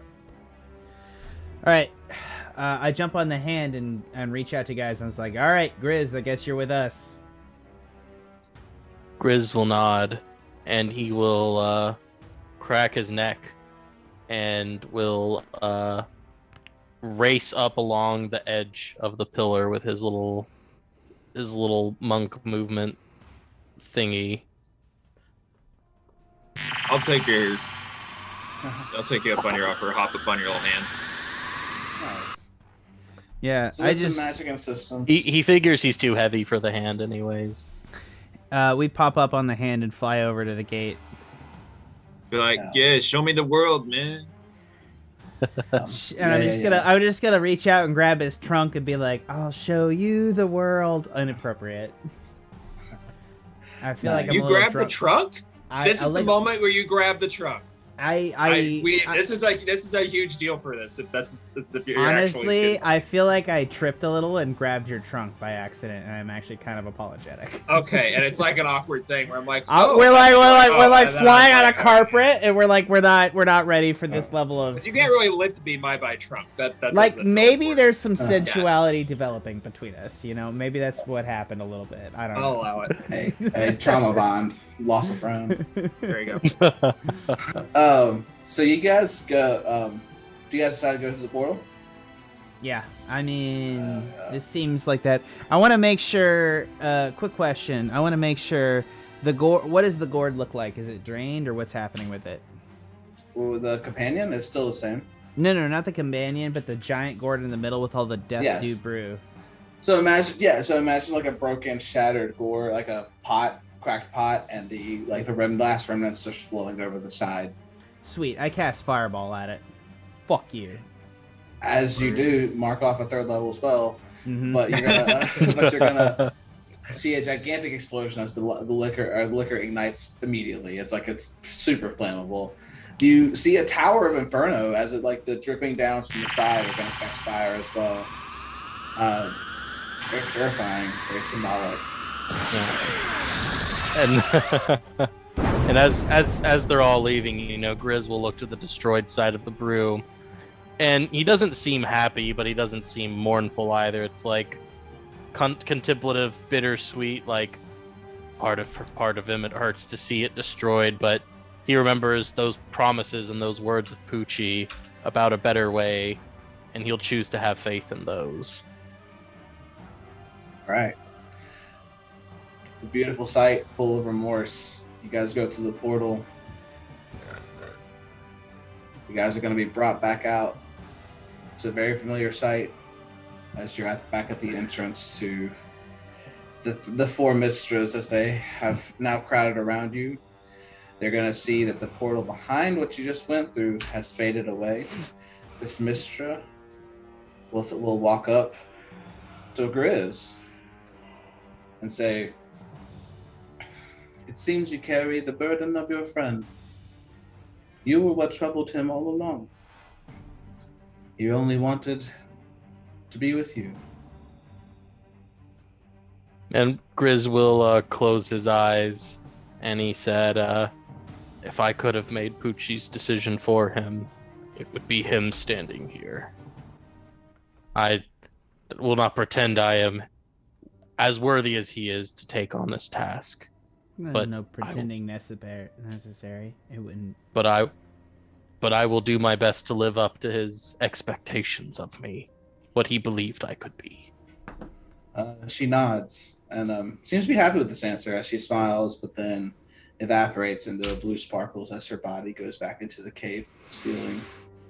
There are 3 portals are in front of you all. And I believe where we go next will be start our next week's campaign. Woo! Wow. Congratulations, y'all. That was great. As finishing up Poochie's portal, y'all are now level 11. Congratulations. All right. So now you have some long death shit. I honestly, I'm so sad about Poochie. I'm so sad that he felt the need to drag that out of Grizz. Like, I appreciate Waltz as playing Grizz, but like at the same time, Lucky's defining feature is his ride or die-ness, and I'm just like, fuck you. Oh yeah, no, like Grizz has to deal with that, like that general like you don't fucking deserve to be here vibe from Lucky and Rabab. And I think forever he's gonna be like, I mean, yeah, I don't. I'm sorry. I don't necessarily know this from Rabab, but like Lucky is just like dead-eyed looking through you. All right. From everyone here at Penandpaperpod, thanks so much for hanging out with us tonight. Hopefully everyone's gonna get a little bit better feelings for next week. Maybe get some Poochie involved in this. Who knows? Ooh. Darth Poochie emerging. I'm evil now. Better not. I couldn't handle it. I've been your DM, Tanner Cook. Joined as always by Jack with Lucky. All right. I have a couple of things here that I want to talk about if you have a second. Let's get rid of this outro. Yeah. I'm John, obviously. Yeah. John playing Poochie. Now Grizz. Literally not Poochie. I have to edit so many things. Shit. Fuck you. And then Trevor playing Rabab. All good, dude. All good from Rabab's side. All right. Jack, go ahead. Yeah, so I just wanted to mention a couple of things for It's Our Follow Friday. First up, I want to talk about everybody in our first group 1, which was our Power Word Play. I want to talk about J.A. Met author, or J.A. Met, who's got a great book out on Amazon. You should go check that out. Obviously, Maps and Quest, great source for all sorts of maps and other things. Stories to D4.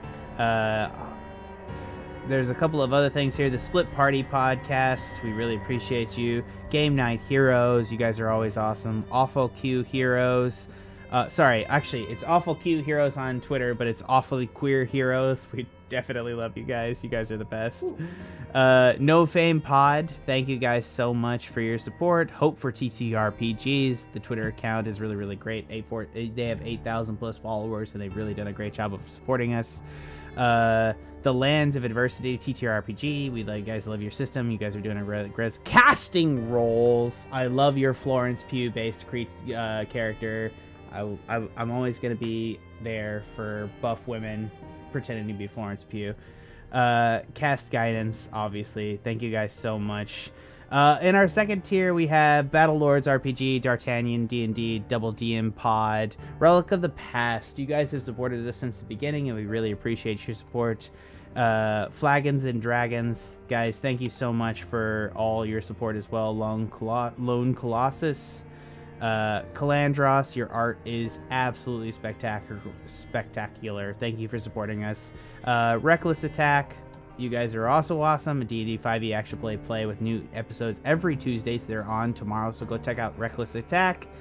There's Stay on Your Couch, Wendigo Workshop, thank you for some of your support and some of your art.